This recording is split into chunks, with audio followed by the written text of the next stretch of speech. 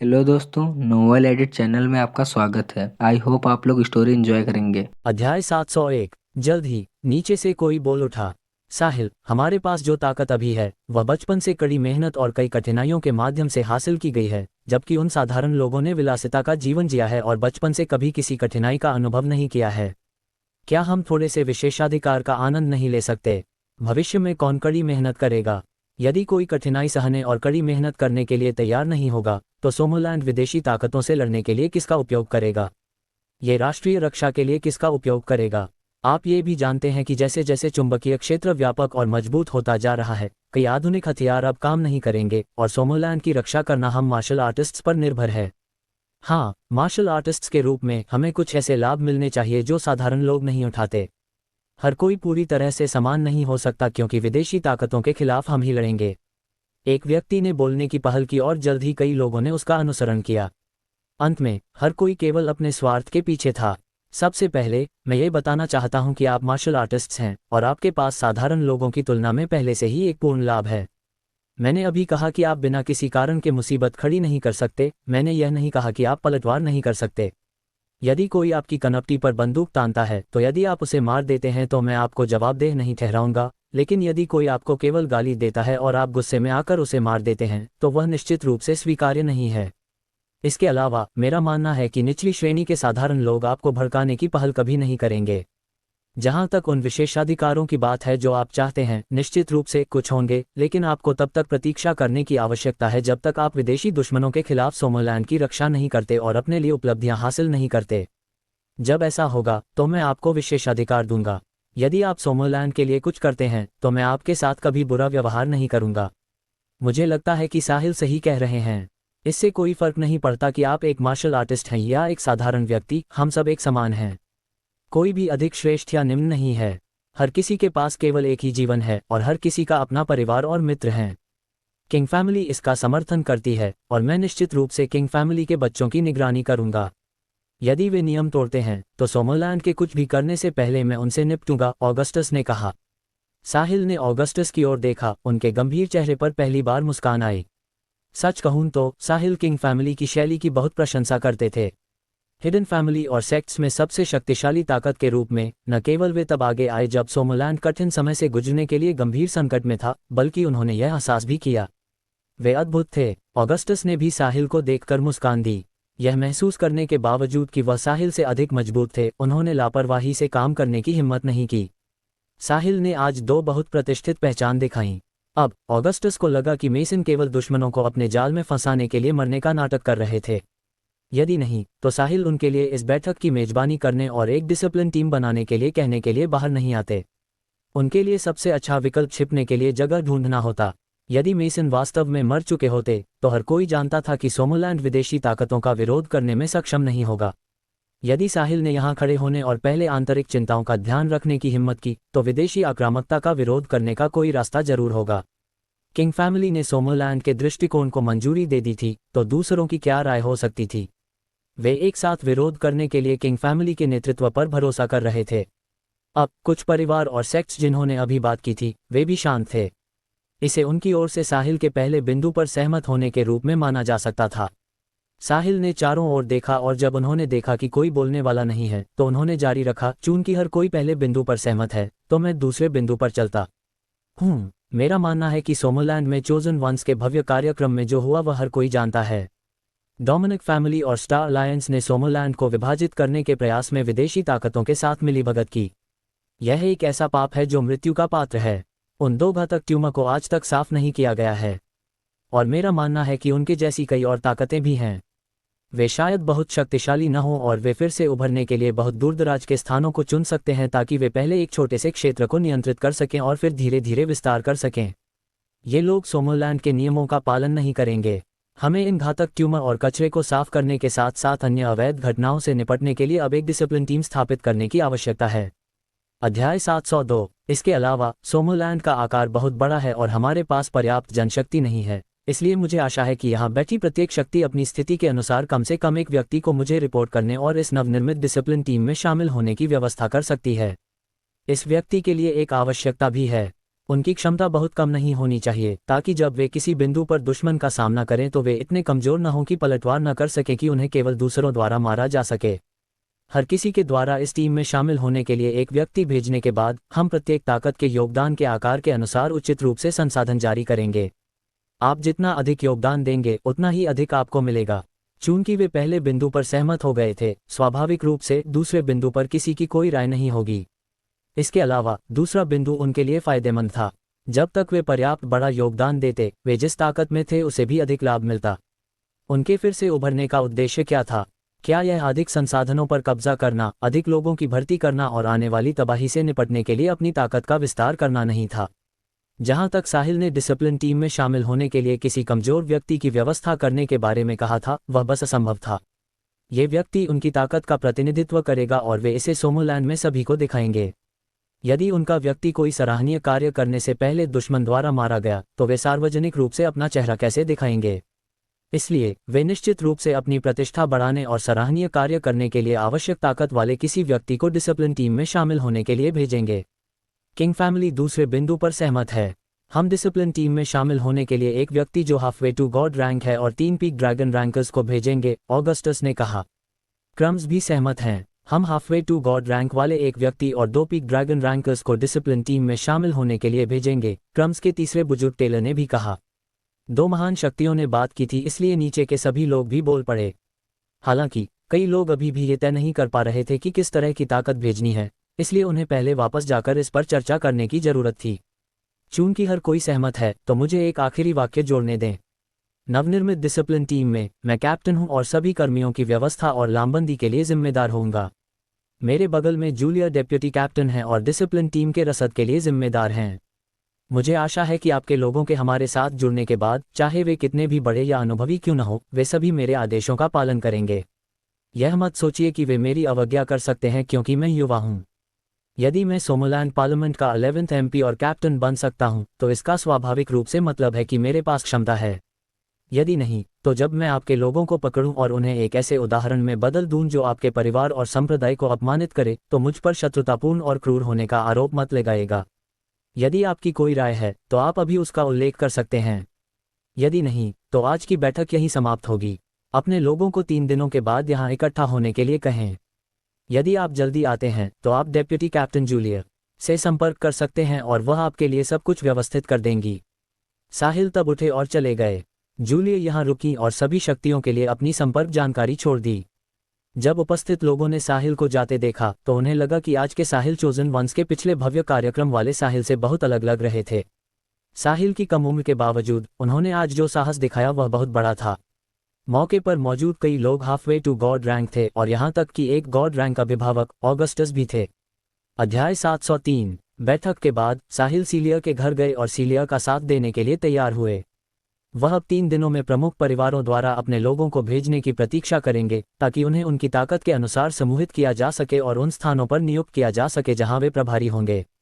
सोमोलैंड में 66 प्रांत थे और साहिल ने डिसिप्लिन टीम को 10 टीमों में विभाजित करने की योजना बनाई, जिनमें से प्रत्येक 6 से 7 प्रांतों के लिए जिम्मेदार थी।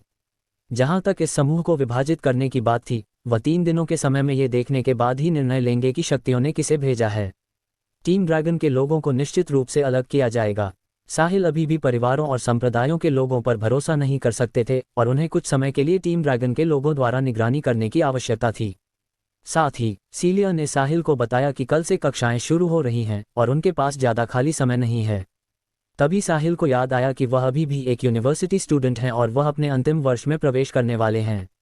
उन्होंने साउथ रिवर यूनिवर्सिटी के चांसलर ओलिवर से भी वादा किया था कि कक्षा शुरू होने पर वह निश्चित रूप से वापस आएंगे।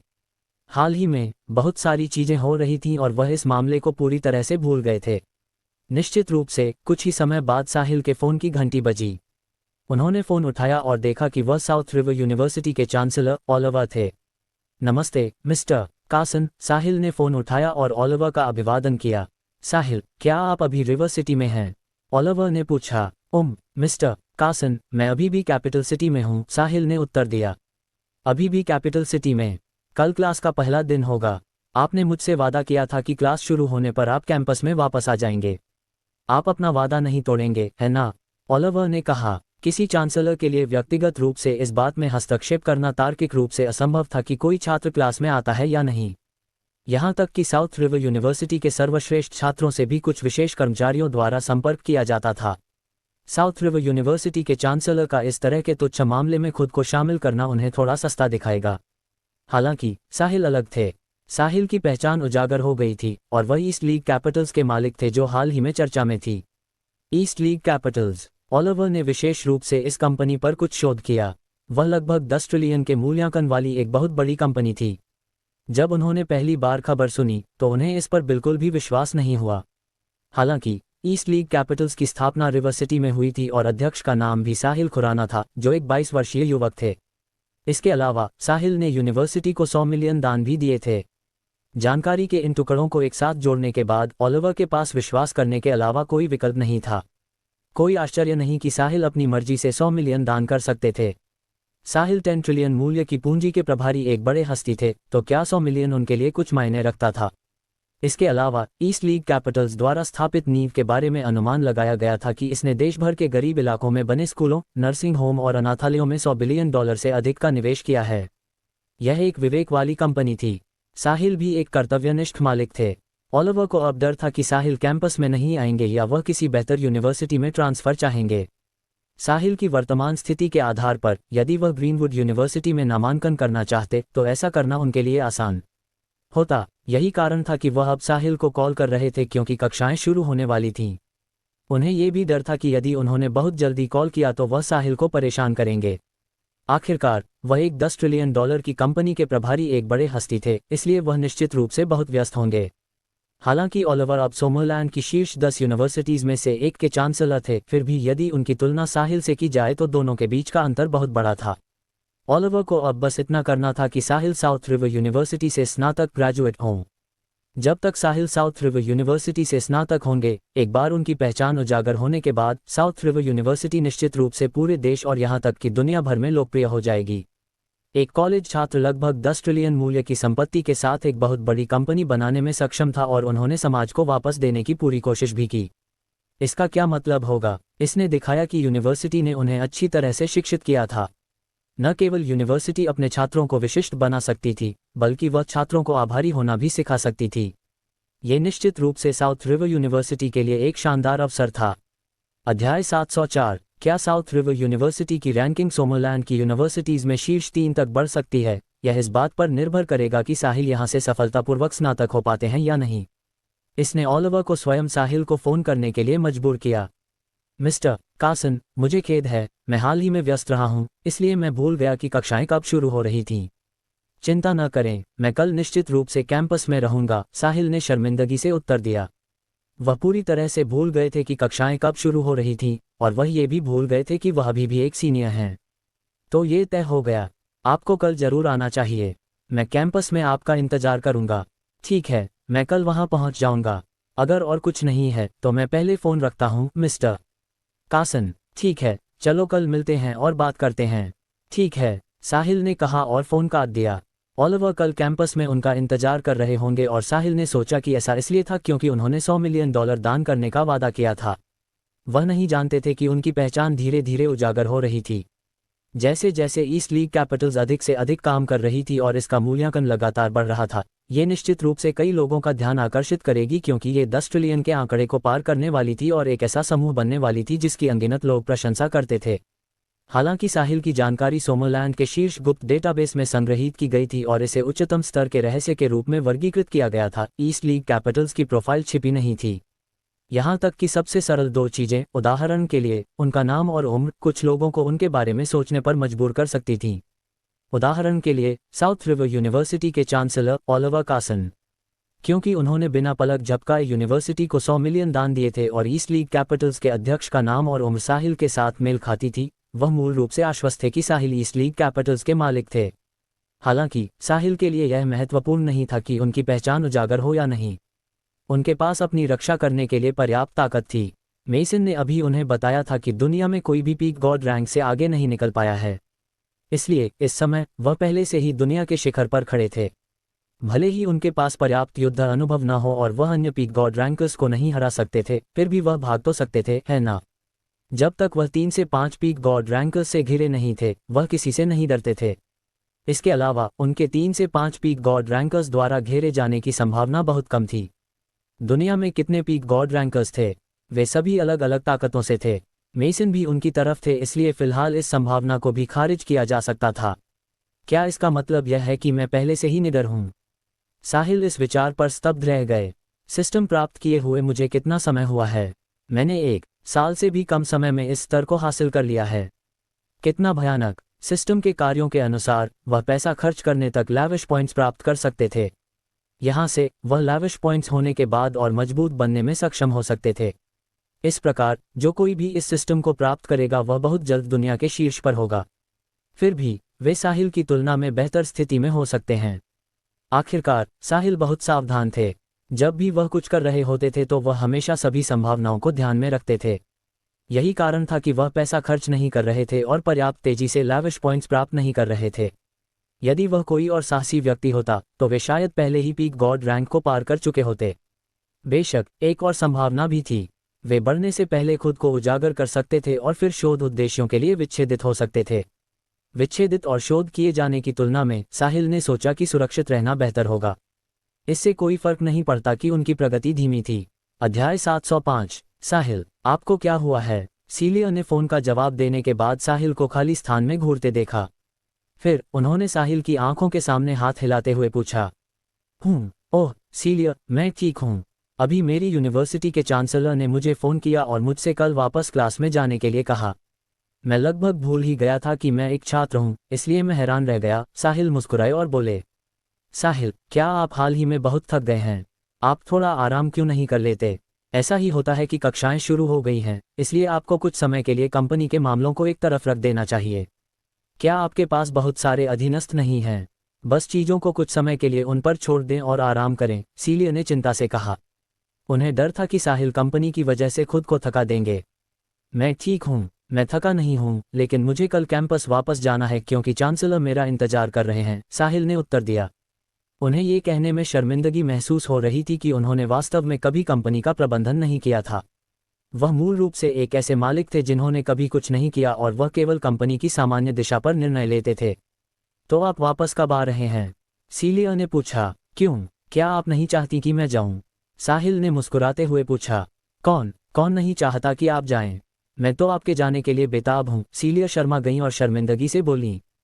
सच में, मुझे ऐसा क्यों लग रहा है कि आप झूठ बोल रही हैं? मैं नहीं बोल रही, मुझे विश्वास नहीं है। इधर आइए और मुझे देखने दीजिए। साहिल ने हाथ बढ़ाकर सीलिया को पकड़ लिया। सीलिया चिल्लाई और भागने की कोशिश की, लेकिन कुछ ही कदम चलने से पहले ही पकड़ ली गईं। 2 घंटे बाद जब साहिल और सीलिया नीचे गए तो मिंडी ने पहले ही खाना तैयार कर लिया था। जॉन अभी भी सोफे पर बैठे अखबार पढ़ रहे थे। अब नीचे आओ और खाना खाओ, मिंडी ने पुकारा। साहिल डाइनिंग टेबल पर ऐसे बैठ गए जैसे सब कुछ सामान्य हो। सीलिया का चेहरा लाल था और उन्होंने अपना सिर थोड़ा झुका लिया था। वह अपने माता पिता की ओर देखने से डर रही थीं और केवल खाने पर ध्यान केंद्रित कर रही थीं। उन्हें उम्मीद नहीं थी कि उनके माता पिता इतनी जल्दी वापस आ जाएंगे। वह इससे पहले बहुत जोर से चिल्लाई थीं। कितना शर्मनाक! मिंडी और जॉन अपने काम में ऐसे लगे थे जैसे उन्होंने कुछ सुना ही न हो। रात के खाने के बाद मिंडी ने सहजता से साहिल से कंपनी के बारे में पूछा। जब उन्हें लगा कि लगभग समय हो गया है तो साहिल ने कहा, मिसेस यंग, मिस्टर यंग, काफ़ी देर हो रही है, मैं पहले वापस जाऊंगा। मिंडी दंग रह गईं और पूछा, क्या आप नहीं रुक रहे हैं या रात में आपका कुछ काम है? मिसेस यंग, मुझे आज रात साउथ रिवर प्रोविंस वापस जाना है। कल से कक्षाएं शुरू हो रही हैं और मैं हाल ही में व्यस्त था, इसलिए मैं भूल गया। आज चांसलर ने मुझे फ़ोन किया और मुझसे कल कैंपस वापस आने के लिए कहा, साहिल ने समझाया। क्या आपने फ़्लाइट बुक कर ली है? क्या समय हुआ है? मैंने नहीं की। आपने नहीं की? फिर आप साउथ रिवर प्रोविंस वापस कैसे जाएंगे? मिंडी ने संदेह से पूछा। भले ही मैंने फ़्लाइट बुक नहीं की है, मैं ईस्ट लीग कैपिटल्स के निजी जेट से जा रहा हूं, इसलिए मैं किसी भी समय निकल सकता हूं। मिंडी दंग रह गईं और उन्होंने बोलना जारी नहीं रखा। जॉन ने भी अखबार नीचे रख दिया और साहिल पर एक नज़र डाली। हालांकि उनका परिवार भी अमीर माना जाता था, लेकिन निजी जेट जैसी चीज़ अभी भी उनकी पहुंच से बाहर थी। ऐसा नहीं था कि वे इसे वहन नहीं कर सकते थे, लेकिन वे इसका रखरखाव नहीं कर सकते थे। एक निजी जेट $1 बिलियन से कम का था और यदि वे हिम्मत जुटाते तो वे इसे वहन कर सकते थे। हालांकि मुख्य प्रश्न ये था कि वे इसे क्यों खरीदेंगे। बस कभी कभार इसमें बैठने के लिए। इसके अलावा इसे खरीदने के बाद संभावना थी कि कंपनी काम नहीं कर पाएगी और इससे कंपनी की पूंजी श्रृंखला टूट जाएगी। विमान के रखरखाव और संचालन की वार्षिक लागत भी खगोलीय थी। मुझे उम्मीद नहीं थी कि साहिल निजी जेट खरीदेंगे। क्या इस बच्चे को पैसे बचाना नहीं आता? उसे साल में कितनी बार इसकी जरूरत पड़ेगी? मिंडी साहिल को लेक्चर देना चाहती थी, लेकिन ये देखते हुए कि साहिल के पास ईस्ट लीग कैपिटल्स की 100% इक्विटी थी, जिसका मूल्य लगभग $10 ट्रिलियन था, उन्होंने इसे भूलने का फैसला किया। एक निजी जेट साहिल के स्तर के व्यक्ति के लिए एक खिलौने की तरह था। इसके अलावा यदि साहिल बिना निजी जेट के अपने स्तर के किसी क्लाइंट से मिलने जाते तो उन्हें शायद जाने में बहुत शर्मिंदगी होती। मिंडी लगभग 20 वर्षों से व्यापार जगत में थी और वह इसके कुछ तौर तरीकों को जानती थीं। हर स्तर का अपना खेलने का तरीका होता था। जब साहिल के स्तर का कोई बड़ा हस्ती दूसरों के साथ व्यापार की बात कर रहा होता और उन सभी के पास निजी जेट होते तो उन्हें भी निश्चित रूप से एक की आवश्यकता होती। साहिल, यदि आप कैंपस वापस चले गए तो ईस्ट लीग कैपिटल्स का क्या होगा? क्या आप इसे उस जनरल मैनेजर पर्ल के पास छोड़ रहे हैं? मिंडी ने पूछा। यही वह बात थी जिसकी उन्हें सबसे ज्यादा परवाह थी। यह महिला पर्ल बहुत बड़ा खतरा थी। यदि साहिल अब सब कुछ उन पर छोड़ देते हैं तो समय के साथ ईस्ट लीग कैपिटल्स में पर्ल के वफादार अनुयायी बन जाएंगे। जब सीलिया भविष्य में कंपनी में शामिल होंगी तो वह निश्चित रूप से पर्ल द्वारा प्रतिबंधित होंगी। यह मिंडी के लिए अच्छी बात नहीं थी। कल मैं यूनिवर्सिटी को रिपोर्ट करने जाऊंगा और चांसलर को बताऊंगा कि मैं हमेशा कैंपस में नहीं रहूंगा, साहिल ने कहा। यह अच्छा है, रास्ते में सावधान रहना और जल्दी वापस आना। ठीक है मिसेस यंग, मिस्टर यंग, सीलिया, मैं पहले चलता हूँ। मुझे लगभग 2 दिनों में वापस आ जाना चाहिए। साहिल, रास्ते में सावधान रहना, सीलिया ने चिंता में कहा। ठीक है, मैं रहूंगा, मेरे वापस आने का इंतजार करना। साहिल के बोलने के बाद उन्होंने सीलिया का घर छोड़ दिया। फिर उन्होंने कैपिटल सिटी में ईस्ट लीग कैपिटल्स के प्रमुख ह्यूगो से संपर्क किया और उनके लिए एक उड़ान की व्यवस्था करवाई। 1 घंटे बाद साहिल कैपिटल सिटी से रवाना हुए और साउथ रिवर प्रोविंस के रिवर सिटी के लिए उड़ान भरी। इस दिन डिसिप्लिन टीम की खबर पूरे सोमरलैंड में तेजी से फैल गई। वे सोमरलैंड के नवनिर्मित विशेषाधिकार प्राप्त विभाग थे और उनके पास पहले कार्रवाई करने और बाद में रिपोर्ट करने की शक्ति थी। सीधे शब्दों में कहें तो इसे विशेष रूप से मार्शल आर्टिस्ट्स को प्रबंधित करने के लिए स्थापित किया गया था। कहा जाता था कि सदस्यों में सोमरलैंड के प्रमुख हिडन फैमिलीज और सेक्ट्स और पूर्व टीम ड्रैगन के लोगों का संयोजन शामिल था। कमजोर सदस्यों का मास्टर लेट ड्रैगन रैंक होने का मतलब था कि उनकी ताकत बस अद्भुत थी। कैप्टन साहिल ने अनगिनत लोगों को जिज्ञासु बना दिया और उनकी जानकारी सोमरलैंड की ताकतों और यहां तक कि विदेशी ताकतों के हाथों में भी दिखाई दी। हालांकि केवल कुछ संक्षिप्त परिचय ही थे क्योंकि उनकी कोई फोटो प्रसारित नहीं की गई थी। वह सोमरलैंड पार्लियामेंट के 11th MP थे और सोमरलैंड की स्थिर शक्ति मिस्टर मेसन स्टेफानी के गुप्त शिष्य थे। इन 2 पहचानों ने अनगिनत लोगों को चौंका दिया। इसके अलावा साहिल सोमरलैंड में चोजन वंस के भव्य कार्यक्रम के मान्यता प्राप्त विजेता थे और सोमरलैंड में युवा पीढ़ी के बीच नंबर 1 भी थे। यह अफसोस की बात थी कि ऐसी अफवाहें थीं कि मेसन मर चुके थे। अन्यथा साहिल की पहचान को दूसरे स्तर तक बढ़ाया जा सकता था और सोमरलैंड में कोई भी उनसे आगे नहीं निकल पाता। अध्याय 706 साउथ रिवर यूनिवर्सिटी। साहिल एक लंबे समय के बाद एक बार फिर इस यूनिवर्सिटी में दाखिल हुए जिसने उनकी किस्मत बदल दी। यही वह जगह थी जहां उनकी पूर्व प्रेमिका ने उन्हें छोड़ दिया था। उन्हें कैंपस के अमीर बच्चे ने इतना गुस्सा दिलाया था कि उन्हें खून की उल्टी हुई थी और अंत में जब वह उठे तो उन्हें एक सुपर लैविश सिस्टम मिला। यही वह सिस्टम था जिसने उनका जीवन बदल दिया। अतीत में वह समाज के निचले पायदान पर थे।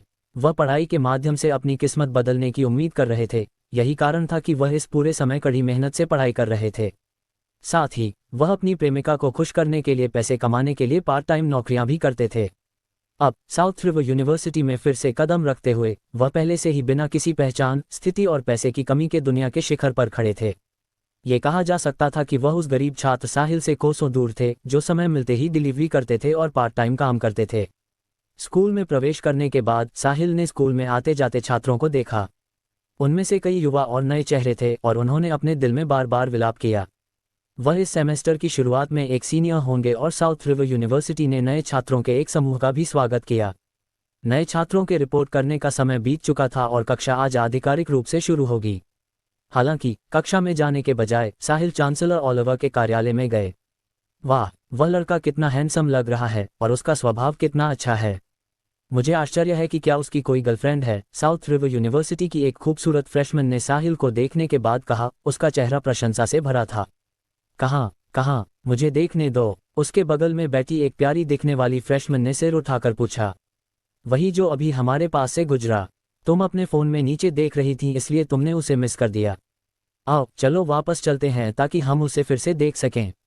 मत जाओ, वह डर जाएगा। बिल्कुल नहीं, यह उसका सौभाग्य है कि मैं उसे देख रही हूँ। इसके अलावा मैं बहुत प्यारी हूँ, मैं उसे कैसे डरा सकती हूँ। दोनों दूर जाने के बाद वापस चले गए और अब वे साहिल के आमने सामने थे। वाह, ये सच है। वह बहुत हैंडसम है। नमस्ते, आपका नाम क्या है? क्या हम संपर्क जानकारी का आदान प्रदान कर सकते हैं? प्यारी लड़की साहिल के सामने खड़ी हुई और पूछा। नमस्ते, आपने गलती की है। मैं छात्र नहीं बल्कि एक लेक्चरर हूँ। यदि आप एक लेक्चरर के साथ फ्लर्ट करती हैं तो आपको डिमेरिट दिया जाएगा, साहिल ने सख्त होने का नाटक करते हुए कहा। आप लेक्चरर हैं? कितना अफसोस है। मुझे लेक्चरर छात्र संबंध नहीं चाहिए। इसके अलावा लेक्चरर बहुत पुराने जमाने के होते हैं और वे बिल्कुल भी रोमांटिक नहीं होते। रहने दो, भूल जाओ। चलो चलते हैं। उसके ये कहने के बाद वह दूसरी लड़की के साथ चली गई। फिर साहिल ने चांसलर के कार्यालय की ओर चलना जारी रखा। अपने दिल के अंदर उन्होंने खुद से पूछा, क्या आजकल की लड़कियां इतनी साहसी हैं? या मैं बस पुराने जमाने का हो गया हूँ? उसने पहली बार मिलने पर ही उनकी संपर्क जानकारी मांग ली। यदि वह अभी होशियार नहीं होते और लेक्चरर होने का नाटक नहीं करते तो वह नहीं जानते कि वह उन्हें वहां कितनी देर तक फंसाए रखती। वह अभी किसी खूबसूरत महिला से मिलने के मूड में नहीं थे। उनके आसपास इतनी सारी भव्य महिलाएं थीं और यह उन्हें सिरदर्द देने के लिए काफ़ी था। रास्ते में बहुत से नए छात्र साहिल को तिरछी नज़रों से देख रहे थे। दूसरी ओर बहुत से छात्र जो साहिल को जानते थे उन्हें उत्सुकता से देख रहे थे। साहिल पिछले सेमेस्टर में बहुत लंबे समय तक कैंपस में वापस नहीं आए थे और उन्हें इस सेमेस्टर में उन्हें देखने की उम्मीद नहीं थी। साहिल साउथ रिवर यूनिवर्सिटी में लोकप्रिय थे। शुरुआत में वह बस एक साधारण और सामान्य छात्र थे। हालांकि उनकी प्रेमिका द्वारा उन्हें धोखा देने के बाद वह गुस्से में खून की उल्टी कर बैठे और उन्हें यूनिवर्सिटी के ऑनलाइन फोरम पर पोस्ट किया गया, जिससे वह तुरंत प्रसिद्ध हो गए। हालांकि उसके बाद आईमोर ने उन्हें अनपेक्षित रूप से पकड़ लिया। कंगाल जो समय मिलते ही डिलीवरी और पार्ट टाइम काम करता था, प्रेमिका द्वारा धोखा देने के बाद एक सुपर रिच बच्चे में बदल गया। साहिल के बारे में कैंपस में बहुत सी अफवाहें फैलने लगीं। सबसे विश्वसनीय ये थी कि साहिल शुरू में एक शक्तिशाली परिवार के बेटे थे, लेकिन सच्चा प्यार खोजने के लिए उन्होंने कंगाल होने का नाटक किया। हालांकि अप्रत्याशित रूप से उनकी प्रेमिका एक अमीर बच्चे के पास भाग गई क्योंकि उनके पास पैसा नहीं था। अध्याय 707। साहिल इसे संभाल नहीं सके, इसलिए उन्होंने मौके पर ही खून की उल्टी कर दी। जागने के बाद उन्होंने गरीब होने का नाटक बंद करने और एक अमीर परिवार के बेटे के रूप में अपनी पहचान बहाल करने का फैसला किया। हर कोई मूल रूप से इस अफवाह पर विश्वास करता था। वरिष्ठता, वरना एक कंगाल अचानक एक सुपर रिच बच्चा कैसे बन सकता था? कैंपस की छात्र परिषद के अध्यक्ष हावर्ड ने न केवल उन्हें सम्मानपूर्वक मिस्टर खुराना कहा, बल्कि उन्होंने कैंपस में करोड़ों की लग्जरी स्पोर्ट्स कार भी चलाई। साहिल चांसलर ओलिवर के कार्यालय में गए। खट खट खट। साहिल ने दरवाजा खटखटाया। अंदर आ जाओ। कार्यालय से ओलिवर की आवाज आई। साहिल ने दरवाजा धक्का देकर खोला और अंदर चले गए। ओलिवर ने ऊपर देखा और देखा कि वह साहिल थे, इसलिए वह जल्दी से खड़े हो गए और बोले, साहिल आप यहाँ हैं? कृपया बैठिए, मैं आपके लिए एक गिलास पानी लेकर आता हूँ। यदि साउथ रिवर यूनिवर्सिटी में किसी और ने ये दृश्य देखा होता तो वे निश्चित रूप से दंग रह जाते। ओलिवर कौन थे? साउथ रिवर यूनिवर्सिटी के चांसलर। साउथ रिवर यूनिवर्सिटी में उनकी बातों का बहुत वजन था और अब वह खुद एक छात्र के लिए पानी डाल रहे थे। फिर भी ओलिवर ने खुद को थोड़ा भी असहज महसूस नहीं किया। साहिल की पहचान वैसी नहीं थी जैसी पहले हुआ करती थी। चांसलर के रूप में उन्होंने उनकी उपेक्षा करने की हिम्मत नहीं की, अन्यथा यदि साहिल खुश नहीं होते और किसी अन्य यूनिवर्सिटी में ट्रांसफ़र चाहते तो उनके पास रोने के लिए कोई नहीं होता। मिस्टर कार्सन, आपको इतना विनम्र होने की आवश्यकता नहीं है। मैं मुख्य रूप से आज यहाँ उस वादे को पूरा करने के लिए आया हूँ जो मैंने कैपिटल सिटी में दिया था। मैंने यूनिवर्सिटी को और 200 मिलियन दान करने का फैसला किया है, साहिल ने सीधे मुद्दे पर आते हुए कहा। मैं समझ गया, यदि आप इसका उल्लेख नहीं करते तो मैं भूल जाता, हा। ओलिवर ने साहिल को पानी दिया और हंसते हुए कहा।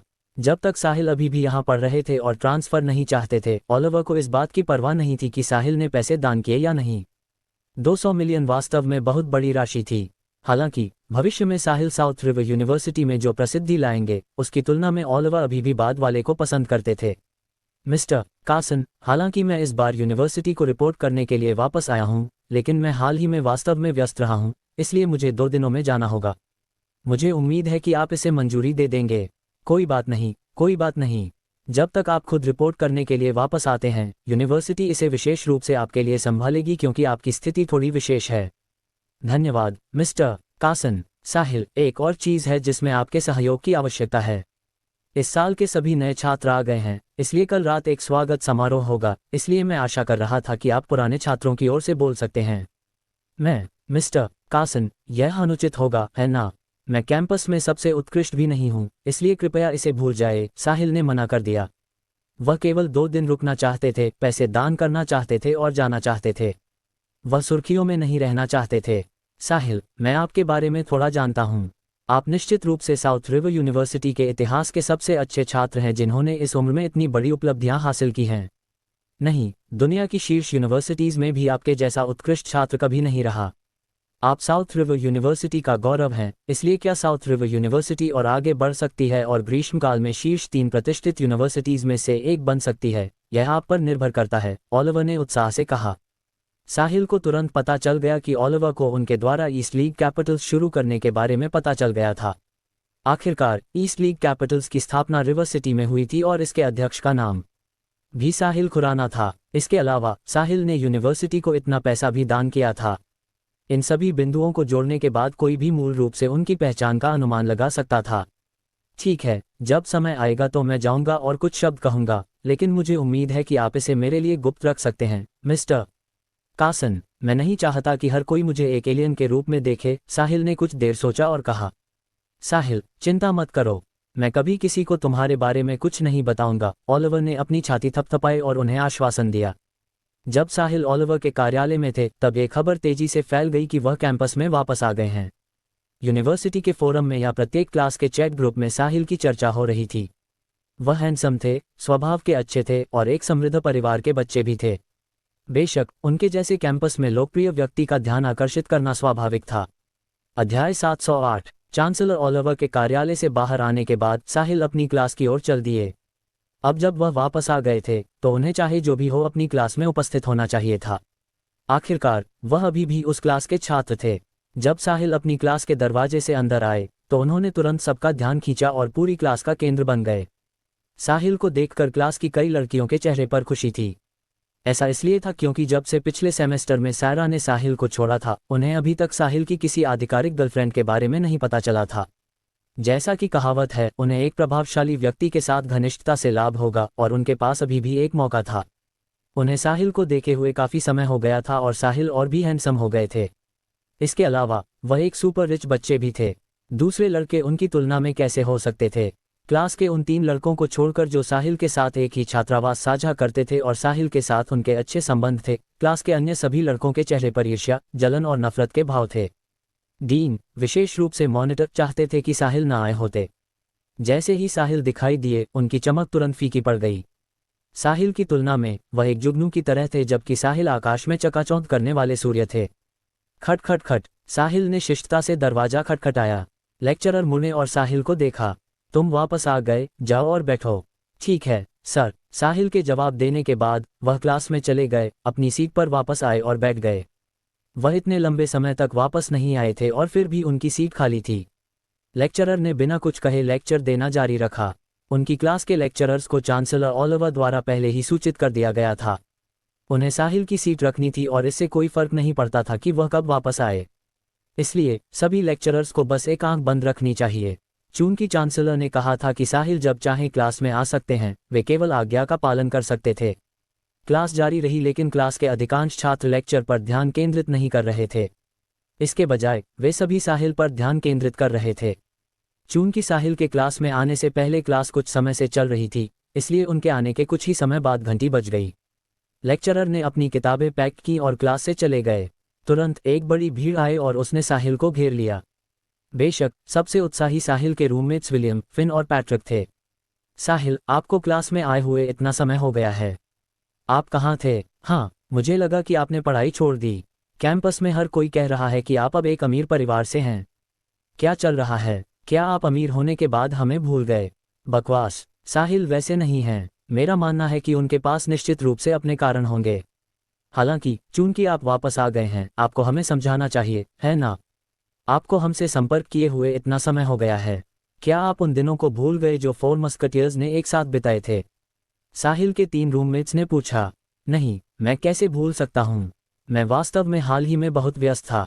मेरे परिवार ने मुझे व्यवसाय संभालने के लिए वापस जाने के लिए कहा, इसलिए मैंने कुछ समय के लिए छुट्टी के लिए आवेदन किया, साहिल ने उत्तर दिया।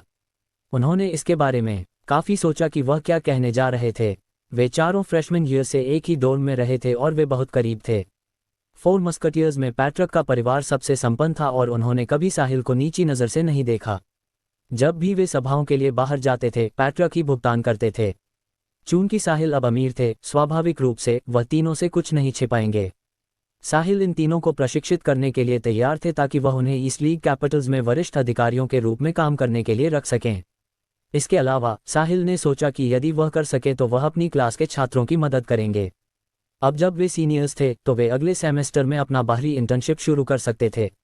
ईस्ट लीग कैपिटल्स इतनी बड़ी कंपनी थी कि यदि वह साउथ रिवर यूनिवर्सिटी के सभी सीनियर्स को वहां काम करने के लिए रख लेते तो इससे उन्हें कोई वास्तविक फर्क नहीं पड़ता। हालांकि वह अभी इसे उजागर करने के लिए तैयार नहीं थे। वह इसके बारे में तभी सोचेंगे जब हर कोई स्नातक हो जाएगा। जब समय आएगा तो वह अपनी कंपनी को यहां लोगों की भर्ती करने के लिए कहेंगे। अध्याय 709। यह इस स्थिति में था कि यदि कुछ लोगों को पता चल जाए कि उन्हें नौकरी मिल गई है तो वे कड़ी मेहनत करना बंद कर दें और अपना समय आलस्य में बिताने का फैसला करें। ये वह परिणाम नहीं था जो वह चाहते थे। धिक्कार है, क्या आप सच में एक अमीर परिवार के बच्चे हैं? मैं पहले क्यों नहीं बता सका? कितने जंगली हो, तुम छिपाने में बहुत अच्छे थे। विलियम ने साहिल को थम्स अप दिया। आपका भविष्य उज्ज्वल है। आप स्पष्ट रूप से एक अमीर बच्चे हैं, लेकिन आप एक कंगाल होने का नाटक करते हैं। यदि सारा ने आपको नहीं छोड़ा होता तो आप शायद हमें नहीं बताते, है ना? इसके अतिरिक्त साहिल की टिप्पणियों ने आसपास के छात्रों के बीच हलचल मचा दी।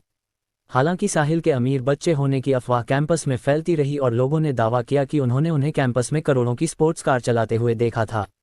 दिन के अंत में केवल कुछ ही लोगों ने इसे देखा था। अब जब उन्होंने व्यक्तिगत रूप से अपनी पहचान स्वीकार कर ली थी तो इसका मतलब था कि यह निश्चित रूप से फर्जी नहीं था। साहिल, मुझे लगता है कि आपको हमारी पूरी क्लास को भोजन कराना चाहिए क्योंकि आपने हमारी भावनाओं के साथ खेला। जब आप भोजन पहुंचाते थे तो मैंने अपना वजन कुछ किलोग्राम बढ़ा लिया था ताकि मैं आपको पैसे कमाने में मदद कर सकूं, क्लास की एक गोल-मटोल लड़की मोना ने कहा। हाँ, मोना सही कह रही है। आपने हमारी भावनाओं के साथ खिलवाड़ किया, इसलिए आपको उसकी भरपाई के लिए कुछ करना चाहिए, एक अन्य लड़की ने भी साथ दिया। मैं सहमत हूँ। मैं भी सहमत हूँ। क्लास के आधे से अधिक लोग मोना के सुझाव से सहमत थे और वे सभी चाहते थे कि साहिल उन्हें भोजन कराएं। मोना, तुम इतनी मोटी हो और फिर भी खा रही हो। कोई आश्चर्य नहीं कि तुम्हें कोई बॉयफ्रेंड नहीं मिल रहा है, पैट्रिक ने कहा। ये तुम्हारा काम नहीं है। पैट्रिक, तुम सभी पुरुषों का प्रतिनिधित्व नहीं कर सकते। कुछ लोग मेरे जैसी मांसल और कामुक लड़की को पसंद करते हैं, है ना साहिल? मोना ने साहिल की ओर देखा और आंखों में चमक के साथ कहा। साहिल खुद को कांपने से नहीं रोक सके। मोना बदसूरत नहीं थी और यदि वह कुछ वजन कम कर लेती तो उसमें संभावना थी। हालांकि इस अवधि के दौरान साहिल के आसपास की महिलाओं में से कौन सी देवी नहीं थी? लरेन और सलीना को छोड़कर जो आपदा के स्रोत की तरह दिखती थीं, सीलिया, जूली, पर्ल, सैंडी और गोल्डी में से कौन 95 अंकों से ऊपर नहीं थी। अब वह मोना जैसी लड़की में दिलचस्पी क्यों लेंगे जो वजन कम करने के बाद भी केवल 70 या 80 अंकों की होगी? जब साहिल ने देवियों के बारे में सोचा तो उन्होंने एवा की सीट पर नजर डाली। उन्होंने देखा कि वह अभी भी अपनी सीट पर बैठी थी और वह गंभीरता से एक किताब पढ़ रही थी। उसने उनके आने में कोई दिलचस्पी नहीं दिखाई। इस क्लास में केवल एवा ही उन महिलाओं से तुलना कर सकती थी। चूंकि सबने ऐसा कहा है तो मैं आज रात सबको डिनर कराऊंगा। चलिए हम सब साथ मिलते हैं और जगह गोल्डन लीफ होटल होगी। हर कोई जितना चाहे उतना खा और खेल सकता है।